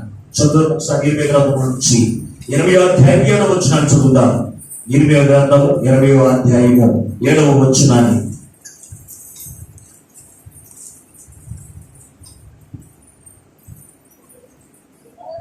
లేదండి, యెహోవా నీవు నన్ను ప్రేరేపించగా నీ ప్రేరేపణకు లోబడితిని, నీ ప్రేరేపణకు లోబడితిని, లోబడితిని, నీవు బలవంతము చేసి నీవు బలవంతము చేసి నన్ను గెలిచితివి. ఏమంటుంది ఇర్మియా? యెహోవా నీవు నన్ను ప్రేరేపించగా నీ ప్రేరేపణకు నేనేమయ్యానంట. మరి ఈ రోజున దేవుని యొక్క వాక్యము ద్వారా ప్రేరేపిస్తూ ఉన్నప్పుడు ఆ ప్రేరేపణకు మనం లోబడుతున్నామా? ఆలోచన చేయండి. అనుకుంటాం దేవుడు మాతో మాట్లాడుతున్నప్పుడు నేను ఏ ఒక్క ఆదివారం నేను మానం, ఏ శుక్రవారం నేను మానం. ఎవరి ద్వారా ప్రేరేపడింది? సాతాను ద్వారా వచ్చేటువంటి ప్రేరేపణ కాదు. దేవుని యొక్క ఆత్మచేత నిన్ను ప్రేరేపించినప్పుడు, దేవుని యొక్క ఆత్మచేత నువ్వు ప్రేరేపించబడినప్పుడు నువ్వేం చేస్తుండదు, నీ ప్రేరణ నెలకొండదు తెలుసా అంటే నేను ఎప్పుడు కూడా నీకు మానం ప్రార్థన, ఆదివారం మానం, శుక్రవారం మానం, ప్రభు సంస్కారం మీద నేను మానం, లేకపోతే దేవుడితో నేను అది చేస్తాను ఇది చేస్తాను అనేటువంటి ప్రేరేపణ అది దేవుడి యొక్క ఆత్మ వలన కలిగేటువంటి ప్రేరేపణ. మరి దేవుని యొక్క ఆత్మ చేత ప్రేరేపించబడినప్పుడు నీవు దేవుడిలో నిలబడగలుగుతున్నావా? ఆలోచన చేయండి. ఆ ప్రేరేపణకు నీ మనసును నువ్వు దేవునికి అప్పగించుకుంటున్నావా? ఆలోచన చేయండి. ఇదిగో మాట్లాడుతున్నాడు, ఇదిగో నీ ఆత్మ చేత నేను ప్రేరేపించబడగా, ఇదిగో ప్రేరేపించగా నేను నీ ప్రేరేపణకు నేను లోబడ్డాను, నేను లోబడ్డాను. నీవు నన్ను గెలిచావు. ఎవరు గెలిచారు? సాతాను గెలవడం కాదు.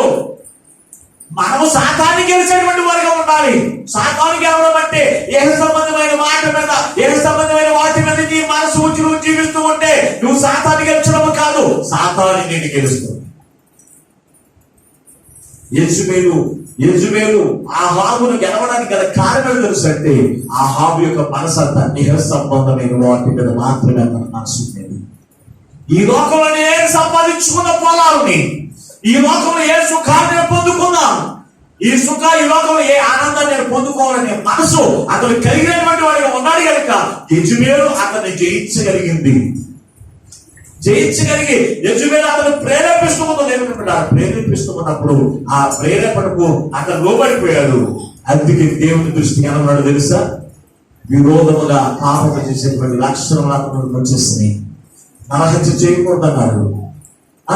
అతను కొన్ని కోపగించుకోవడం బట్టి అతను నరహత్య కూడా అతడు వెనుకంచ వేయలేదు.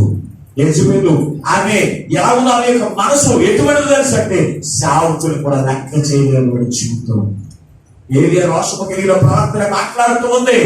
ఓ ఏలియా, రాబడి 24 గంటల్లో నీ ప్రాణాన్ని ఎత్తి చేస్తానని సేవకుడికి వార్నింగ్ ఇచ్చేటువంటి ధైర్యశాలి ఎవరనుకుంటున్నారు? యెజబెలు. కానీ సేవకుడిటువంటి వాడు తెలుసు దేవుని ఆత్మ చదివింపబడ్డాడు. ఈ లోకంలో నువ్వు ధైర్యవంతులే కావచ్చు, ఈ లోకంలో నువ్వు బలవంతులే కావచ్చు, ఈ లోకంలో నీకు బలము కలిగినటువంటి మనుషులు నీ దగ్గర ఉండవచ్చు. కానీ దేవుని యొక్క యాజకుడు ఒక్కరు ఉన్నప్పటికీ ఇప్పుడు యాజకుడి పక్షం ఉన్నవాడు ఎవరు తెలుసా? ఈ లోకం ఉన్న వారందరికంటే గొప్ప వాడు కలిగినటువంటి వాడు యాజకుడు. అటువంటి వాడిని జయించడం మన వాళ్ళ కాదండి. అనుకుంటూ ఉంటాం మాస్టర్ గారు ఎక్కడి నుంచి వస్తున్నాడు, ఏం చేస్తాడు ఆయన అనుకుంటాం. దేవుడి పని మాస్టర్ గారు ఒక్కడే రావడం కాదండి, మాస్టర్ గారినే దేవుడు తీసుకొస్తున్నాడు. అన్ని కలిగినటువంటి దేవుడే ఏం చేస్తున్నాడు? సేవకుడు తీసుకొస్తున్నాడు ఇక్కడికి. కానీ మనం అనుకుంటాం మనకున్న దాంట్లో ఏ సంబంధమైన మనసే కదా, ఏ సంబంధమే. ఓ మాస్టర్ గారు అంటాం కానీ ఇదిగో దేవుడు మా ఇంటికి వస్తున్నాడు. అసలు దేవుడికి రూపాయి మనకు కనపడదు సేవకుల్లో నుంచి మనకి. అందుకే దేవుని యొక్క ఆత్మచను దేవుడు మనతో మాట్లాడుతున్నప్పటికీ దేవుడు నాతో మాట్లాడాడు. ఆయన యొక్క ప్రేరణ చెప్పి నేను జీవించాలనే ఆలోచన మనకూడదు. కారణం తెలుసంటే మన మనస్సు మన దృష్టి ఎప్పుడు కూడా ఏ సంబంధమైన వాటి మీద ఉంటుంది. ఏ సంబంధమైనవన్నీ కూడా మనం ఏం చేస్తారో తెలుసా? జయిస్తూనే ఉన్నాయి. అందుకే వాటి మీద మనం జయములు అందనటువంటి వారికి మనం ఉంటూ ఉన్నాం. మన మాటలు వాటికి అమ్మేసుకున్నాం. దేవుని పెట్టారా? ఆనాడు ఎవరో ఆహాబు ఒక్కడే అమ్మేసుకోవడం కాదు. ఈ రోజున మనం కూడా ఏం చేస్తున్నాం ఆలోచించేయండి. ఏ సంబంధమైన వాటి మీద మన మనసు వచ్చి మన ఆత్మను ఎవరికి అప్పగించుకున్నాము? అమ్మేసుకున్నామో తెలుసా? సాతానికి అమ్మేసుకుంటున్నాం. ఇప్పుడు అది ఏం చేయాలి? అప్పుడు పడగా నీవు ఏం చేయాలి? దాని కింద నువ్వు జీవించాలి. అది చెప్పినట్టు నువ్వు నడుచుకోవాలి. అది చెప్పినట్టు నువ్వు ప్రార్థించాలి. అహాబాయిగే యెజబెలు తన మనసంతా అమ్మేసుకున్నాడు కాబట్టి యెజబెలు యొక్క చెప్పినట్టుగా అతను నడుచుకున్నాడు. యెజబెలు యొక్క ప్రేరేపణ చేత అతను ప్రేరేపించబడుతూ దేవునికి విరుద్ధంగా అతను నడుచుకున్నాడు. అందుని బట్టి అతడు మరణంలోకి వెళ్ళిపోయాడు. ఈ రోజున నీ జీవితంలో నువ్వు ఎలాగున్నా ఆలోచన చేయండి. దేవుని యొక్క ఆత్మచేత నువ్వు ప్రేరేపించబడుతూ ఉన్నావా? ప్రేరేపించబడి దేవుని చేత గెలిచేటువంటి వారిని ఉంటున్నావా? ఆలోచన చేయండి. దేవా, నీ ఆత్మ చేత నన్ను ప్రేరేపించి నువ్వు నా యందు చేయమంటా. మనం దేవుడు జైవించని కనుక ఈ రోజు దేవుని యొక్క సన్నిధిలో మనం ఉన్నామండి. జైవులు ఉన్న వారందరూ లోకంలో ఉన్నారా? కానీ ఈ రోజున దేవుని యొక్క మందిరంలోకి మనం వచ్చామంటే దేవుడు మనం గెలిచాడండి. గెలిచిన మనము దేవుని యొక్క వచ్చినప్పుడు ఆయన మాటల చేత మనం ప్రేరేపిస్తాడండి. అయ్యో దేవుడు మా ఇంటికి వచ్చి నాతో మాట్లాడా నేను ప్రేరేపించబడతాను అనుకుంటున్నామేమో. దేవుని పిల్లలు దేవుని యొక్క సన్నిధికి వచ్చిన ప్రతి ఒక్క బిడ్డలతో దేవునికి ఆత్మ చేత ప్రేరేపించమని ఆయన ప్రేరేపిస్తూనే ఉన్నాడు. కానీ మనం ఏం చేయడం తెలుసా? ఆ ప్రేరేపణతో మనం నిలిచి ఉండబట్టి నిలిచిపడ్డాక మనం ఏం చేద్దామో తెలుసా? ఏ సంబంధమైన వాటిని మనం అనుసరిస్తున్నాం. యెజబెలు చేసిన ప్రేరేపణ ఏ సంబంధమైన వాటి తన మనసు కలిగేటట్లుగా తన భర్తను చేసింది. అందుకే ఈ యెజబెలు యొక్క మాట చెప్పిన ప్రేరేపణ చెప్పిన అతను జీవించిన దానిపై దేవునికి ఏమైపోయి తెలుసా? విరోధంగా భావిస్తున్నాడు. ఈ రోజున దేవుని యొక్క మాట ప్రకారం నువ్వు జీవించుకున్నా, మనుషులు చెప్పినట్లుగా, అన్యులు చెప్పినట్లుగా, విగ్రహారాధికులు చెప్పినట్లుగా నువ్వు నడుచుకున్నట్లయితే నువ్వు ఏమైపోతున్నావో తెలుసా? నీ ఆత్మను అమ్మేసుకుంటున్నావు. దాని యొక్క విలువ నీకు తెలియదు. నువ్వు కోట్ల రూపాయలు ఇచ్చి నీ ఆత్మ రక్షించుకోవడానికి చూసినా నీ వల్ల కాదండి. అమ్మేసుకుంటే యెజబెలు ఆహాబు అమ్మేసుకున్నాడు. అమ్మేసుకున్న దాన్ని బట్టి అతడు చివరి క్షణాలు ఎంత బాధపడినా తన ఆత్మ వల్ల పొందుకోలేకపోయాడు. కానీ దావీదు అలా కాదు. దావీదు అలా కాదు. అతడు ఎప్పుడు కూడా తన కను దృష్టి, తన మనసు దేవుని యొక్క సన్నిధి మీద, దేవుని మీద ఉండేది. కానీ ఒకనొక దినాన్ని సాతాను ఏం చేసిందో తెలుసా? ఒకసారి ప్రేరేపించింది. అదిగో బత్షెబకు చూడు ఎంత అందంగా కనపడుతుందో, అది స్నానం చేస్తాను ఎంత చూడాలన్నది. చూశాడంతే. ఎప్పుడు కూడా పై సంబంధమైన వాటి మీద మనసు ఉంచేటువంటి దావీదు ఎప్పుడైతే నేల మీద నుంచి కింద వైపు చూశాడంట. చూసేటప్పుడు ఆమెతో పాపం చేశాడు. ఆ పాపం ద్వారా పాపిని క్షమిస్తాడు, కానీ పాపాన్ని మాత్రం దేవుడు క్షమించలేదు. పాపం యొక్క ప్రతిఫలం ప్రతి ఒక్కరు కూడా పొందుకుంటారండి. మనం అనుకుంటాం ఎన్ని పాపాలు చేసినా కానీ దేవుడికి సరిగ్గా అయ్యా నా పాపం క్షమించిన ఆయన అంటే ఆయన క్షమించే దేవుడు అనుకుంటాం. నేను పాపిని మాత్రమే క్షమిస్తానండి, పాపాన్ని కాదు. పాపం యొక్క ప్రతిఫలం అబ్రహామే కావచ్చు, దావీదే కావచ్చు, యాకోబే కావచ్చు, ఎవరైనా సరే పాపం యొక్క ప్రతిఫలం ప్రతి ఒక్కరు కూడా పొందుకోవాల్సిందే. ప్రతి వాడు కూడా పొందుకోవలసిందే. దావీదు చేసిన పాపమును బట్టి దాని యొక్క ప్రతిఫలం ఏమో తెలుసా? కొన్ని సంవత్సరంలో అతని యొక్క బ్రతుకులు ఆనందం లేదు, కొన్ని సంవత్సరాలు అతని యొక్క బ్రతుకులు సంతోషం లేదు. అతను ఏది చేసినా కానీ ఏది కూడా నెరవేరట్లేదు. అతను మనం చేసినా కూడా దేవుడు ఆలకించట్లేదు. అతను ఎంత కన్నీటి ప్రార్థన చేసి దేవుడు ఆలకించాడు తెలుసా? ఒక్కసారి చేసినటువంటి పాపానికి అంత రీతిగా అతడు వణికిపోయాడు కదా. ఈ రోజు నువ్వు ఆలోచన చేయండి. నా బిడ్డలైన వారిని తన అనుసారం ద్వారా, దేవుని యొక్క వాక్యం ద్వారా నేను వారిని ప్రేరేపిస్తుండగా వారి మనసును కఠినపరుచుకుని నా ప్రేరేపణ చెప్పడం వారు నా జొన్నలు వారు జీవించలేదు, నాకు విరోధముగా వారు నడుచుకుంటూ ఉన్నారు, అందుకే నా ముఖంతో వారి మీదకి వచ్చి వారు నాశనం చేస్తానన్న వాక్యం అబద్ధము కాదు. మరి అయినప్పటికీ కూడా దేవునికి ఆత్మచేత ప్రేరేపించబడిన నీవు ఆ ప్రేరేపణ చెప్పడం ఎందుకు నడుచుకోలేకపోతున్నావు? ఆలోచన చేశారు ఎంతవరకు? దేవునికి మాట ఇచ్చాము, ఆయన కనపడతారా? ఆయన మాట నెరవేర్చకపోతే ఆయన ఏం చేస్తారు? మనుషులైతే మాట ఇస్తే ఊరుకోలేమో అని అనుకుంటాం. మనుషులైతే ఊరుకోవచ్చేమో, కానీ దేవుడు ఊరుకునే దేవుడు కాదు. మనుషులైతే మరిచిపోయే మనసు కలిగినటువంటి వాళ్ళు కూడా వచ్చేమో, కానీ దేవాది దేవుడు ఎన్ని సంవత్సరాలైనా నీ పెదవుల నుండి పలుకుతున్న ప్రతి ఒక్క మాటను కూడా ఆయన మరిచిపోయే దేవుడికి కాదు. ఆయన మరిచిపోయే దేవుడికి కాదండి. అందుకే ఈ రోజున దేవుడు నీతో మాట్లాడుతుంది. ఎందుకో తెలుసా? నీ ఆత్మను నువ్వు అభివేసుకోవడం దేవునికి ఇష్టం లేదు. ఈ ఆత్మ ఎవరిది అంటే దేవాది దేవుడిని, యేసయ్యది. ఆయన ఊపిరి, ఆయన ఊపిరిని అమ్ముకోవడానికి నీకు అధికారం లేదు. నీ రూపం ఎవరిదంటే దేవుని యొక్క రూపము కలిగిన నీవు, దేవుని యొక్క ఆత్మను పొందుకున్న నీవు, నీ ఆత్మను నువ్వు అమ్ముకోవడానికి వీలు లేదు. అమ్ముకుంటే నశించిపోయేది ఆయన కాదు, మనమే. మనమే దేవుని పెట్టాలి. ఈ అమ్ముకోవడం ఏమో తెలుసా? నువ్వు అనుకుంటున్నావు ఇదిగో నేను లోపల తిరిగి నా ఆత్మ అన్వేషుకున్నా అంటే వాక్యం చెప్తుంది కదా. ఆహాబు యొక్క ఆత్మకి యెజబెల్ ఏమైనా డబ్బులు ఇచ్చిందా? ఇచ్చిందండి? ఇవ్వలేదు. మరి ఎందుకు ఆ యొక్క ఏరియా ప్రవక్త అంటున్నాడు ఇదిగో యెజబెల్ యొక్క ప్రేరేపణ బట్టి దేవుని యొక్క దృష్టికి నువ్వు విరోధంగా పాపం చేస్తూ నీ ఆత్మను అభివేసుకున్నావు ఎందుకు మాట్లాడుతున్నాడు? అక్కడ ఆలోచన చేయండి. యెహోషాపాతు వాటి మీద మనసు ఉంచినట్లయితే నువ్వేం చేస్తావు తెలుసా? నీ ఆత్మను యెహోషాపాతు సాధకాన్ని వేసుకుంటాం. అందుకే దేవుని యొక్క మాట ప్రకారం మనం జీవించాం, దేవుని యొక్క మాట ప్రకారం మనం నడుచుకో.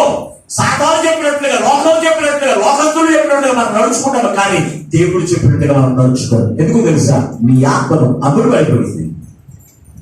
అమలుపడిపోయిన ఈ లోకంలో నువ్వు జీవించినంత కాలం జీవించిన తర్వాత జీవితమే నువ్వు శాశ్వతం అనుకుంటున్నావేమో, ఆ తర్వాత నీ ఆత్మ తెలుసా? నశించిపోయేటువంటి నరకకు వెళ్ళిపోతుంది, శ్రమలో ఉగ్రత పారిపోతుంది. అప్పుడు నా ఆత్మను నేను రక్షించుకుందామన్నా నువ్వు రక్షించుకోలేవు దేవుని కదా. ఆనాడు ధనవంతుడు చేసిన పని అదే. తన ఇష్టానుసారంగా ఈ లోకంలో ఉన్నంతసేపు ఓదారక వస్త్రములు వేసుకుంటూ, చెట్లు కొట్టుకుంటూ, తెల్ల బట్టలు వేసుకుంటూ, ఉన్నదంతా తింటూ తాగుతూ తిరిగాడంట. తిరిగిన తర్వాత ఏ సంబంధమైన వాటి మీద పొలాలు సంపాదించుకున్నాడు, ఆస్తులు సంపాదించుకున్నాడు, ఏది అతను ఎక్కలేదు. ఒకనొక దినం చనిపోయాడు. అది ఎక్కడున్నాడు? పాతాళం. కానీ లాజరు అలా కాదండి. లాజరు అలా కాదండి. ఈ లోకంలో నాకు ఉన్నా లేకపోయినా, తినడానికి ఆహారం లేకపోయినా, నాకు క్రీస్తు ఉంటే నాకు చాలు అని తన ఆత్మ అనుకోలేదు. అందుకోకుండా తన ఆత్మ ఎప్పటికప్పుడు కాపాడుకుంటూ ముందుకు తన జీవితం కొనసాగించాడు. అందుకే అతను ఎక్కడున్నాడు తెలుసా? పరదేశంలో కూర్చున్నాడు. నిత్య సుఖమును అనుభవించేటువంటి వాడిగా ఉన్నాడు. దేవుని పెట్టారా? ఈ రోజున నీ ఆత్మను కాపాడుకుంటూ ఉన్నావా, లేకపోతే నీ ఆత్మను అడ్డు వేసుకుంటున్నావా? ఈ రోజున పరిశీలన చేసుకోవడం. దేవుని పెట్టారా? పరిశీలన చేసుకోకపోతే కనుక తర్వాత నువ్వు ఎంత బాధపడినా ఉపయోగం లేదు. ఎంత బాధపడిన ఉపయోగం అనేదండి. కొందరు పెడుతూ ఉన్నారు. ఈ కరోనా వైరస్ చనిపోయినాడు. ఈ టైంలో బంగారం, వెండి అన్ని కూడా ఆ చనిపోయిన శవంగా చేసుకుంటున్నాడు. దేవుని బిడ్డ ఏం చేసుకుంటాడు? అతను పట్టుకెళ్తాడా? పట్టుకెళ్తాడు. అలాగే కొన్ని దేశాల్లో ఆ డబ్బులన్నీ కూడా సంపాదించిన డబ్బులతో కూడా వీధుల్లో విసురుతూ ఉన్నారు. దాని కారణం ఏంటి? ఎంత సంపాదిస్తారు? ఏమో పట్టుకుని వెళ్తుందా? పడవగా వెళ్తుందా? లేకపోతే తన ఆత్మను అది కొనుక్కోవడానికి సరిపోతుంది డబ్బు అంటే లేదు. అందుకే శుభ్రపడ ఈ లోకంలో ఎంత సంపాదించినా కానీ తన ప్రాణాలు పోగొట్టుకుంటే కనుక అది ఎంత మాత్రం కూడా దగ్గరికి కాదు. కానీ ఎవడైతే తన ఆత్మను ఎవరైతే అడ్డు వేసుకోకుండా కాపాడుకుంటాడో వాడు దగ్గర. ఈ రోజున దేవుడు మీతో మాట్లాడుతూ ఉంటాడు. ఒక్కసారి ఆలోచన చేయండి. మీ ఆత్మను కాపాడడానికి, మీ ఆత్మను పరలోక రాజ్యంలో నిత్యము స్తుతించిన జీవితం అనుగ్రహించడానికి యేసు ప్రభువు ఈ లోకంలోకి వచ్చి నీవు చేసిన ప్రతి పాపములకు ప్రతిగా ఆయన శిక్ష ఉంది. ఈ రోజున మనకు పరలోక రాజ్యం అనుగ్రహిస్తుండగా ఆ రాజ్యంలో చేర్చడానికి నీ ఆత్మ ప్రేరేపణ ఎలాగుందో ఆలోచించేది. పరిశుద్ధాత్మను ప్రేరేపించబడుతూ ఉన్నావా, లేకపోతే ప్రజలు ప్రేరేపించినట్లుగా నడిచి నీ ఆత్మను వర్గ వేసుకుంటున్నావు? ఆలోచన చేయండి. ఒకనొక దినాన్ని ఇసుక దగ్గర కొంచెం మాట్లాడుతున్నాడు. సీసాల రాజు వచ్చి మాట్లాడుతున్నాడు. ఇసుక చెప్పినట్టుగా, ఇసుక ప్రేరేపించినట్టుగా ఆ ప్రేరేపణ చెప్పిన మీరు నడుచుకోవద్దు. దేవుడు మీకు తోడై ఉన్నాడు, అది ఆయన అందరూ కూడా కాపాడుతాడు అని ఇసుక చెబుతూ ఉన్నాడే. అతను మా యొక్క ప్రేరేపణ బట్టి మీరు నడుచుకోవద్దు. నేను దేవతల సహితం కూడా జయించినటువంటి వాడిని, నా మాట ప్రకారం మీరు నడుచుకుంటున్నాడు. కానీ నాడు యూదులైన వారి క్రైస్తవులు మాత్రము ఎంత మాత్రం వారి మాట వినలేదు. వారి యొక్క ప్రేరేపణ చెప్పిన నడుచుకోలేదు. జయించుకే చెప్పిన మాట ప్రకారం వారు జీవించలేదు కదా. వారి జీవితంలో జయించుకుని పొందుకున్నారు కదా. ఈ రోజున మన యొక్క జీవితంలో కూడా ఇది అన్యులైన వారు చెప్తున్నటువంటి మాటలు చెప్పిన మనం నడుచుకుంటూ ఉంటాం. అన్యులు చెప్పినట్టు మనం ప్రతిదీ కూడా చేస్తామండి. చేస్తాము చేయదు.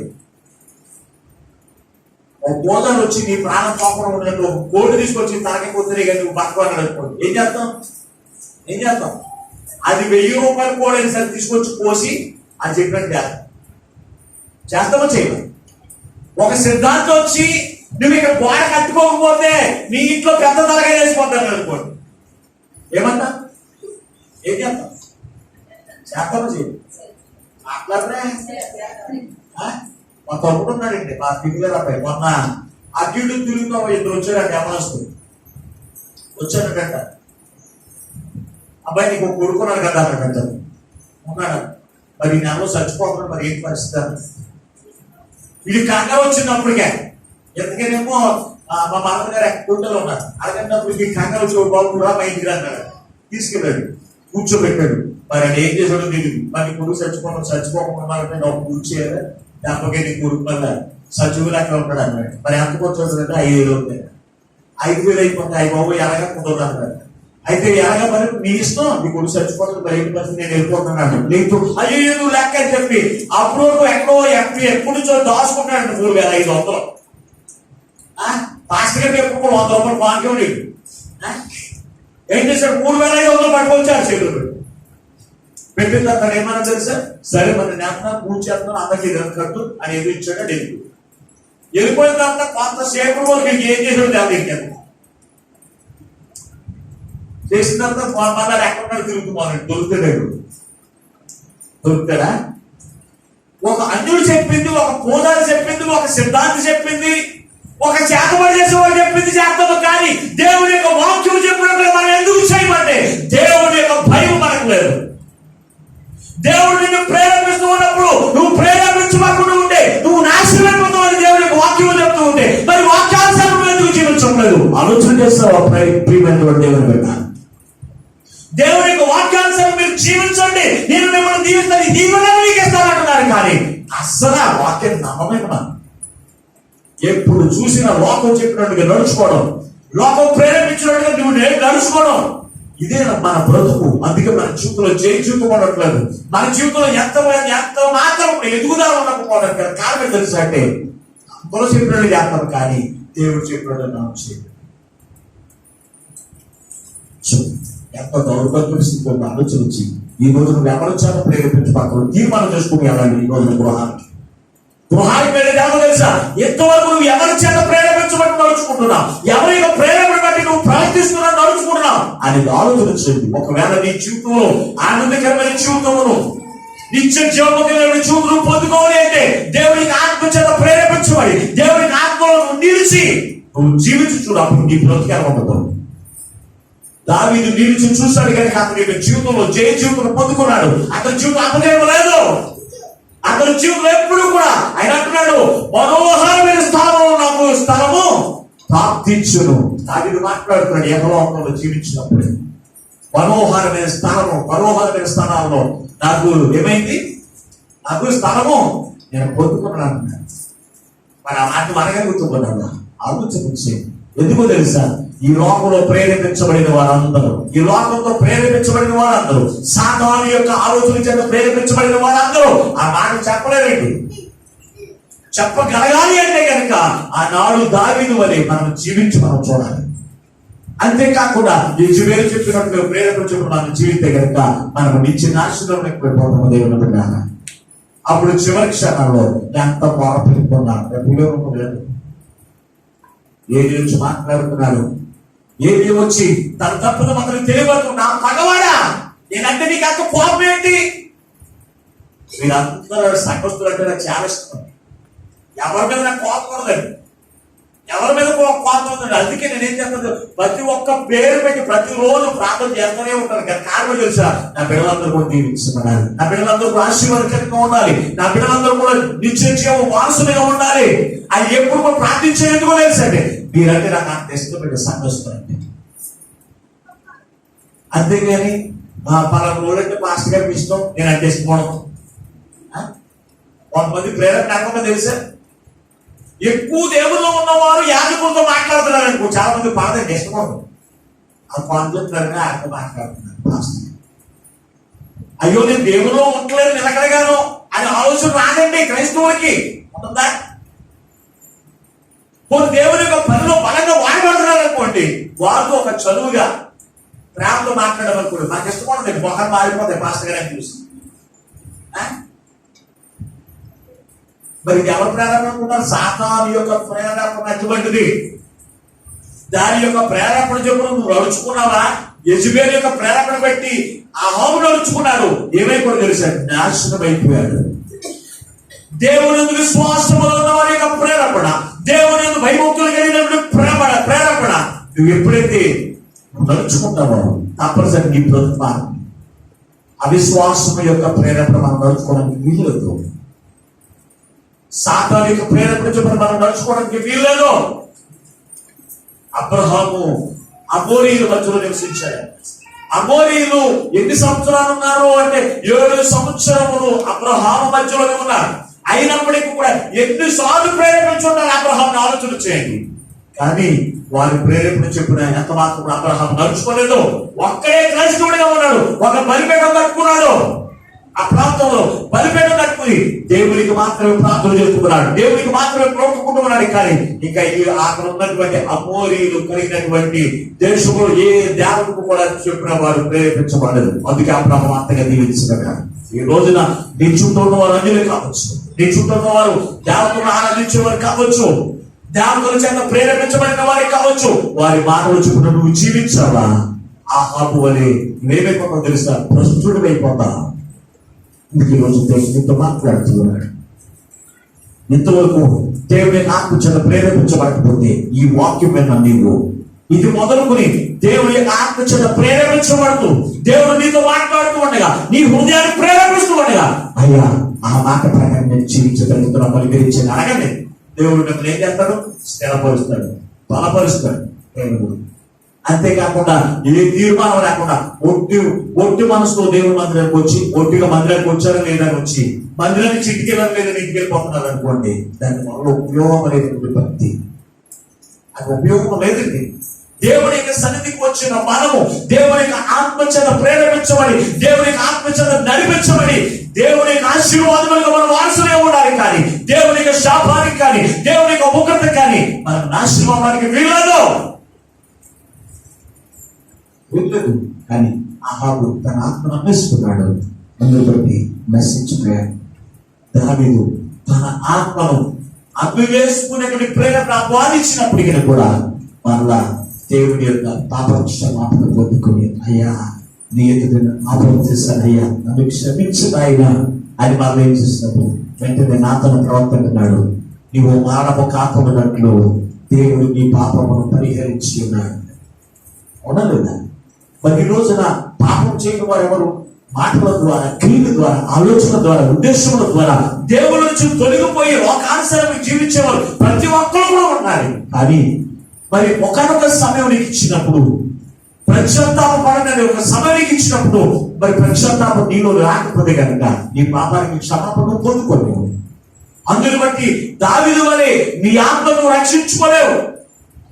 నాశనాన్ని కొట్టుకుంటా సాతాను కలిగించే నాశనాన్ని బట్టి దేవుడున్నా అహాబు యెజబెలు యొక్క ప్రేరేపణ, తన భార్య యెజబెలు యొక్క ప్రేరేపణ పెట్టి అహాబు నడుచుకున్నాడు. యెజబెలు ఎటువంటిదై ఉండాలి తెలుసా? దేవుని యొక్క భయభక్తులు కలిగినటువంటిదైతే, దేవుని యొక్క భయభక్తులు కలిగినటువంటి వారైతే, దేవుని యొక్క వాక్యానుసారం జీవించిన వారైతే వారి ప్రేరేపణ చొప్పున మనం నడుచుకోవాలి. అంతేకాని యావకోసం పిల్లలు అన్నాను కదా ఇష్టం చోడికి కట్టి పెట్టడం కాదు. ఏ సంబంధమైన వాటి గురించి అన్ని ఆలోచన చేస్తాం. అయ్యో మన పెళ్లి చూపులకి వెళ్ళమండి, నేను గలకించేటువంటి అల్లుడు ఇల్లు ఎలా ఉందో తెలుసా? చాలా బాగుందండి ఇల్లు, 4 ఎకరాల పొలం ఉందండి, ఎంతో మంది 4-5 స్థలాలు ఉన్నాయంట. ఇవన్నీ చూద్దాము. కానీ నీ కాబోయే అల్లుడు దేవుని కలిగి ఉన్నాడా లేదా ఎప్పుడైనా ఆలోచన చేస్తానా? అన్ని కలిగినోడు ఏం చేస్తాడు? పెళ్లి బాగా చేసుకుంటాడు, 2 పిల్లలకి అంటాడు. పిల్లలకి అన్న తర్వాత బాగున్నాయి చూస్తున్నానే ఏం చేస్తాడు? ఆ పొలాన్ని ఆస్తి బట్టి సంవత్సరం పోకుండా 2 ఉంచుకుంటూ ఒక పొలాన్ని. దేవుని పెట్టాలి. మీరు ఆలోచించి మీరు ఎప్పుడైతే సరే మీ బిడ్డలైన వారికి వివాహం చేయడానికి సిద్ధపడుతున్నప్పుడు, మీ బిడ్డల పురుషులే కావచ్చు, స్త్రీలే కావచ్చు, వాక్యం ఏమని చెబుతుందో తెలుసా? మీరు క్రీస్తుని కలిగినటువంటి వారికి ఉన్నారు కనుక క్రీస్తుని కలిగిన వారికి ఇవ్వండి. లేకపోతే నీ దేవుడిని యెహోవాను అనుసరించకుండా వారిని ప్రేరేపిస్తారని యెజబెలు వలె ప్రేరేపిస్తే వారి యొక్క జీవితం నాశనం అయిపోతుంది. కానీ జాగ్రత్త సుమే అని రాత్రికాల సమయంలో, ఈ ఉదయకాల సమయంలో దేవుడు నాతో మాట్లాడుతుండగా ముందు నీకు క్రీస్తుని కలిగి ఉన్నారు. క్రీస్తుని కలిగిన నీవు దేవుని యొక్క ఆత్మచేత ప్రేరేపించబడాలి. దేవుని యొక్క ఆత్మచేత ప్రేరేపించబడిన నీవు నీ బిడ్డలైన వారిని కూడా రేఖతో తెలుసా క్రీస్తు యొక్క మార్గంలో నడిపించే వారిగా ఉండాలి. క్రీస్తు మార్గంలో నడిపించిన నీ బిడ్డలైన వారిని క్రీస్తుని కలిగిన వారికి వివాహంలో జరిగించండి. దేవుడు తప్పనిసరిగా మీ కుటుంబాన్ని ఆశీర్వదిస్తాడు. అంతేకాకుండా ఇష్టానుసారంగా మారతారు. ఎవరు మారతారు? సాతాను యొక్క బలం ఎక్కువగా ఉంటుంది మార్చడానికి. పడేసేటువంటి దానికి కాళ్ళు కింద కూర్చొని ఉన్నాడు. ఎందుకో తెలుసా? సాతాను కాళ్ళకి తాగేయడమే దాని పని. ఎవరు క్రీస్తుని కలిగి ఉన్నప్పటికీ కూడా ఏమవుతుందో తెలుసా? మారతారనుకున్న వారే ఏళ్లే మారిపోతారు. దేవుడిని ఆరాధించుకుంటా దేవుని యొక్క ఉగ్రత పాలు చేసే జీవితంలో జీవించడానికి వారు ప్రేరేపించబడతారు కనుక ఈ రోజునందుకు దేవుడు మీతో మాట్లాడుతూ ఉన్నాడు. తన భార్య యెజబెలు యొక్క ప్రేరేపణ బట్టి ప్రేరేపించబడి దేవుని యొక్క దృష్టికి విరోధముగా పాపము చేసి తన ఆత్మను అమ్ముకున్నటువంటి భ్రష్టుడైన అహాబు వంటి వాడు ఎక్కడ లేడు. ఒక పూట కూడి గురించి ఏం చేశాడు? జ్యేష్ఠత్వాన్ని అమ్మేసుకున్నాడు. ఎవరు? యాషం. ఒక పూట గురించి. ఈ రోజున చాలా మంది దేవులో బలపడుతున్న వారిని, దేవుల విశ్వాసం ముందుకు కొనసాగుతున్న వారిని ఏం చేస్తారో తెలిసి ఆశ చూపిస్తున్నారు. మా మందిరానికి వస్తే కూర్చుని మీనేస్తామని ఒకరు. మా మందిరానికి వస్తే పెన్షన్ ఇస్తారండి, 800 పెన్షన్ ఇస్తారంట 10 నెలల. మా మందిరానికి వస్తే మీకు వస్త్రాలు ఇస్తాం.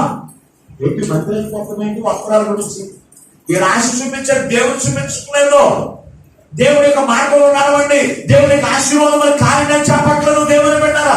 ఏంటంటే ప్రేరేపణ, ఆశ చూపి మోసము చేసు ఈ లోకాన్ని నమ్మొద్దని దేవుడు చెప్తూ ఉంటే మనం ఏం చేస్తాం తెలిసి ఆశను చూసి మోసపోయి మనం ఏం చేస్తాం, తర్వాత తలా నెత్తి కొట్టుకుంటాం. ఉపయోగం లేదు. యాషం అదే చేశాడు. ఒక్క పూట కూటి గురించి అతను ఏం చేశాడు, చేస్తాను అన్వేసుకున్నాడు. అతని జీవితంలో ఆనందం లేదు, సంతోషం లేదు, ఎప్పుడు చూసిన స్వామిని అన్వేసుకున్నాడు. దేవుని బిడ్డ మరి శిష్యులు 12 మంది శిష్యులు 11 మంది శిష్యులు కూడా దేవుడి చేత ప్రేరేపించబడ్డారు. దేవుడు చెప్పినట్టుగా వారు నడుచుకున్నారు కనుక ఈ రోజు ప్రపంచ దేశమంతరికి కూడా స్వార్థ ప్రకటించడానికి ఒక గొప్ప దైవోత్సవంగా వరించబడ్డారు. వారి కొరకు పరలోకములు 12 సింహాసనం వేయబడ్డాయి. కానీ ఇస్కరియోతు యోధ మాత్రం ఎవరి చేత ప్రేరేపించబడ్డాడు? సాతాను చేత ప్రేరేపించబడ్డాడు. సాతాను చేత ప్రేరేపించబడి నశించుకోడు ఏ సంబంధమైన నాశనము, పర సంబంధమైన నాశనం పొందుకున్నాడు. దేవుని బిడ్డ తన ప్రాణం పోగొట్టుకున్నాడు. ఎవరు తెలుసు అంటే ఇస్కరియోతు యోధ. ఈ రోజు నువ్వు ఎవరి చేత ప్రేరేపించబడుతున్నా ఆలోచన చేయి. ఎవరి చేత ప్రేరేపించబడి నీ ఆత్మను అమ్ముకుంటున్నావు? నేను సంపాదించుకున్నది నేను అమ్ముకుంటానికి నేను అర్హుడి కాదా? ఈ లోపల సంపాదించుకోవడం లోపుకోవడానికి అర్హుడివే. ఆత్మను నువ్వు సంపాదించుకోలేదు, దేవుడే నీకు ఉచితంగా దేవుడు నీకు ఇచ్చాడు. దాన్ని తీసుకోవడానికి దాన్ని ఇవ్వడానికి ఎవరికి అధికారం కలిగింది? ఇచ్చినటువంటి దేవుడికి మాత్రం అధికారం కలిగింది. కానీ ఆ ఆత్మను మనం ఏం చేస్తున్నామో తెలుసా? అన్వేసుకుంటున్నాం. సాతానికి అన్వేసుకుంటాం. అది కొనుక్కుంటుంది, పాతాళానికి తీసుకుపోతుంది. అది ఓటముదా? అది మన కుటుంబాన్ని నాశనం చేస్తున్నా, మన కుటుంబానికి సమాధానం లేకుండా చేస్తున్నా, మన కుటుంబానికి ఆశీర్వాదం లేకుండా చేస్తున్నా, దాని మాట మనకు అవ్వదు తెలుసా? ఇప్పటిదే ఉంటుంది. కానీ నీ జీవితం సరిచేసి చక్కబెట్టి నీ కుటుంబమును ఆశీర్వదించినటువంటి దేవుని యొక్క మాట నీకు కఠినంగా కనపడుతుంది. అందుకే ఆ కఠినపరిచేటువంటి దేవునికి ఆత్మచర్యాన్ని నింపబడకుండా, దేవునికి ఆత్మచర్యం ప్రేరేపించబడకుండా నువ్వేం చేస్తున్నావు తెలుసా? ఆ ఆపువనే నీ ఆత్మను అన్వేషణ నాశనం అయిపోతున్నా. కనుక నీ జీవితంలో నీ ఆత్మను అన్వేషిస్తున్న వారి సంగతి నీకు తెలియకుండా ఏ సంబంధమైన వాటిని నీ మనసు నుంచి లోపల నువ్వు తిరుగులాడుతూ ఉన్నావేమో. ఈ రోజు దేవునికి ఆత్మచర్య ప్రేరేపించబడి నీవు దేవుని కొరకు బ్రతికి చూపు నువ్వు కలిగి ఉండు. అందుకు అపోస్తలుడు పోరాడుతున్నాడు, ఇదిగో నేను బ్రతుకున్న క్రీస్తే, చావైతే మేలే. ఎంత ప్రేరేపడినది! రక్షణ పొందిన వారికి ఉండవలసిన లక్షణం అది మరి ఉంటుందా? ఈ రోజు ఉంటుందా? గౌరవం చూపించి ఏ సంబంధమైన వాటిని ప్రేరేపించబడి నాశనం అయిపోవడం ఆయనకి ఇష్టం లేదు కనుక ఈ రోజున ఆయన ప్రేమతో మీ అందరితో మాట్లాడుతున్నాడు. నువ్వు ఎవరి చేత ప్రేరేపించబడుతున్నా?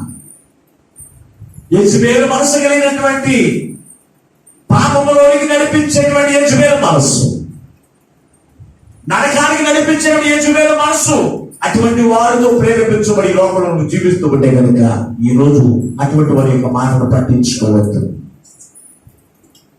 అందుకని ద్వితీయోపదేశకాండము 13వ అధ్యాయం 7వ వచనంలో మాట్లాడుతున్నారు, రహస్యముగా మిమ్మల్ని ఎవరైనా ప్రేరేపించిరి ఎడలా, దేవతల దగ్గరికి వెళదాం, గుడి దగ్గరికి వెళదాం అని ప్రేరేపించిరి ఎడలా మీరు అక్కడికి వెళ్ళవద్దు, మీరు శాపగ్రస్తులైపోతారు అక్కడ రాశాడు. మరి ఎందుకు ఎన్నిసార్లు శాపగ్రస్తులైపోతారు, దేవుడి యొక్క ఉగ్రత పాలైపోతారు, నాశనం అయిపోతారు? ఇంతగా దేవుడు మాట్లాడుతున్నప్పటికీ దేవుడి యొక్క ఆత్మచేత మనం ఎందుకు ప్రేరేపించబడట్లేదు? ఆలోచన అంటే దేవుని యొక్క ప్రేమ లేకుండా జీవించడమే. అహాబు 12 గోత్రికులంటే సామాన్యమైనటువంటి ప్రజలు కాదు, ఇశ్రాయేలు ప్రజలంట 12 గోత్రముల వారంటే అనేక మంది ఉన్నారు, లక్షల కొద్ది జనం ఉన్నారు. వారందరినీ కూడా నడిపించడం, క్రీస్తులో నడిపించవలసినటువంటి అహాబే ఎవరి చేత ప్రేరేపించబడ్డాడంటే తన భార్య యెజబెలు చేత ప్రేరేపించబడ్డాడు. తన జీవితమును నాశనం చేసుకున్నాడు. యెజబెలు బ్రతికింది అనుకుంటున్నాను కాదు, యెజబెలు కూడా చచ్చిపోయింది. యెజబెలు యొక్క రక్తాన్ని కోపంగా నాకిని కారణం ఏంటి? సాతాను దేవుడు ఏం ఊరుకున్నా ఉంచండి. సాతాను నిన్ను ప్రేరేపిస్తున్నప్పుడు ఆ ప్రేరేపణ పెట్టి నువ్వు నడిచావనుకోండి, నీవు నాశనం అయిపోతావు, సాతాను కూడా నాశనం దేవుడు ఆల్రెడీ దానికి తెలుసు. పాతాళం నా కొరకే సిద్ధపరిచాడు దేవుడు, నరకాన్ని నా కొరకే సిద్ధపరిచాడు సంగతి సాతాను తెలుసు. అయితే అది ఒక్క దగ్గర ఉండడం ఇష్టం లేక అది ఏం చేస్తుందంటే దేవుని యొక్క ఆత్మను కోరుకుంటుంది. ఆశలు చూపించి ఆశ చూపించి మోసం చేసి అక్కడ తీసుకుని వెళ్ళిపోతుంది. దాని మాట వైపు చూడవద్దు, దాని వైపు చూడదు. దాని వైపు చూసారా ఏమైపోతాం? లోనైన మనము నాశనం తెచ్చుకుంటాం. ఈ రోజు నాశనం కాకుండా ఉండాలని దేవుడు నీతో మాట్లాడుతున్నాడు. ఆయన పరలోకం నుంచి లోపలికి తీసుకొచ్చాడు తెలుసు. మనుషులందరూ సాతాను చూపించేటువంటి మనసును బట్టి వారందరూ కూడా మాట ద్వారా క్రియల ద్వారా పాపం చేసి దేవుడు అనుగ్రహించేటువంటి మహిమను పొందలేకపోతున్నారని యేసు ప్రభువు పరలోకం నుండి దిగివచ్చి వేసి నీ కొరకు నా కొరకు నీవు చేసిన పాపముల కొరకు నేను చేసిన పాపముల కొరకు ఆయన కొరడా దెబ్బలు తిని ఆయన గుంజులు తిని మొక్క మీద ఉమ్మి వేయించుకుని ఆయన శరీరం అంతా కూడా చీల్చబడి ఆయన శరీరంలో ఉన్న చివరి రక్తం వరకు నీ కొరకు నా కొరకు కాచి ఆయన ప్రాణం ఎందుకు పెట్టాడు తెలుసా? మనం అందరం కలిసి సజీవ లెక్కలో ఆయన మనకు సిద్ధపరిచిన పరలోక రాజ్యం వారసులుగా ఉండాలని ఆయన నీ కొరకు నా కొరకు రక్షణ సిద్ధపరిచాడు. ఆయన ఈ రోజు నేను ప్రేరేపిస్తూ ఉన్నప్పుడు రక్షణ పొందమను, లేకపోతే దేవుని యొక్క వాక్యానుసారం జీవించమను, దేవుని యొక్క సన్నిధి అనుభవం కలిగి ఉండమను, దేవుని యొక్క సన్నిధిలో బలమైన పాత్రలు వాడమను దేవుడు ఈ రోజు నేను ప్రేరేపించినప్పుడు ఆ ప్రేరేపణ చొప్పున మీరు జీవించండి. తప్పనిసరిగా ఆనాడు యిర్మీయా ఎలాగైతే మాట్లాడుతున్నాడు, ఎలాగైతే జకర్యా ఎలాగైతే దేవుని యొక్క ఆత్మ చేత ప్రేరేపించబడి ఆశీర్వాదములకు వారసులుగా ఉన్నారు, అటు దావీదు ఎలాగైతే దేవుని ఆత్మ చేత ప్రేరేపించబడి తన పాపం నుంచి విడిపించబడి ఆశీర్వాదములకు వారసులుగా ఉన్నాడు, అటువంటి స్థితి అటువంటి భాగ్యం ఆ పరిశుద్ధాత్మ దేవుడు ఈ వాక్యం మీద మీకు అందరికీ అనుగ్రహించాయనే మహిమ పొందును గాక. ఆమేన్. మహాపరిశుద్ధుడు ప్రేమ స్వరూపమైన దేవునికి వందనాలు స్తోత్రాలు. అవును తండ్రి, ఈ ఉదయకాలంలో నీ విలువైన మాటలు చేత మనతో మాట్లాడినా. అవును తండ్రి, నువ్వు ఎవరిని చేత ప్రేరేపించబడుతూ ఉన్నావు, నీ వాక్యం ద్వారా మాతో మాట్లాడే తండ్రి నీకు వందనాలు స్తోత్రాలు. ఆనాడు యేసువేదయ్యా, ఆనాడు యేసువేద అయ్యా అనే దేవతను అనుసరించే కుమార్తె, బయలు దేవతలను అనుసరించిన కుమార్తె. అవును తండ్రి, ఆమె వివాహం చేసుకున్న ఆహాబుతైనా తన బ్రతుకులు తన భార్య యొక్క ప్రేరణ చొప్పున జీవించాడు. ఒక క్రైస్తవుడే, దేవుడి యొక్క ప్రజలైన వారిని నడిపించవలసిన వాడే తన భార్య యెజబెలు యొక్క మాట చొప్పున ప్రేరేపించబడి నడిచాడు. ఆయన అయ్యా క్రైస్తవులందరినీ కూడా మార్చాలని చూశారు. కానీ అయ్యా నువ్వు లోక రక్షకుడు, అయినా నువ్వు లోకాన్ని రక్షించుకునే రక్షకుడు కనుక అయ్యా నువ్వు ఏలియాను లేపి ఏలియాను బలపరిచినైనా ఏలియాను ప్రేరేపించినైనా ప్రజలందరినీ నీ మార్గంలో నడిపించుకున్న తండ్రికి వందనాలు స్తోత్రాలు. అవును తండ్రి, ఈ లోకంలో ఎవరు నీ బిడ్డలైన వారిని ప్రేరేపిస్తూ ఉన్నప్పటికీ వారు నశించుకోవడానికి, వారు దేవుడికి ఒక్కరితో పాల్గొనడానికి, నీకు విరోధముగా జీవించడానికి ఎవరు ఈ లోకంలో ప్రేరేపిస్తూ ఉన్నప్పటికీ నీ ఆత్మశక్తి చేత నీ బిడ్డలైన వారు బలపరచండి. దావీదు అని ఎలాగైతే తన మరణం నుంచి తప్పించుకున్నాడు, అలాగే ఇది అబ్రహాం ఎలాగైతే తన మరణం నుంచి తప్పించుకున్నాడో తన ప్రాణాలను కాపాడుకున్నాడు. అటువంటి జీవిత ప్రతి ఒక్కరు కలిగించేది అహాబు వలె కాకుండా ఆయన అహాబు వలె తన ఆత్మ నమ్ముకున్నట్లుగా కాకుండా, అలాగే యేసవలే తన ఆత్మ నమ్ముకున్నట్లుగా కాకుండా ఆయన అయ్యా దావీదు వలె నేను జీవించి అయ్యా నీ యొక్క వాక్య వారసులుగా, నీ వాగ్దానం యొక్క వారసులుగా, నీ నిత్య రాజ్య వారసులుగా ఈ వాక్యం ప్రతి బిడ్డలకు అనుగ్రహం చేసి మీరు మహిమడుతున్నారు. నింతబడిన మాటలు వ్యర్థంగా విడిచిపెట్టకుండా నీరు కంటే పరపు చేసి రాగలకు ఆయుక్తపరుస్తున్నాయి. యేసు పరిశుద్ధమైన ప్రార్థించి పెట్టుకుంటున్నాము పరమ తండ్రి. ఆమేన్. దేవుడు మిమ్మల్ని దీవించును గాక. అందరికీ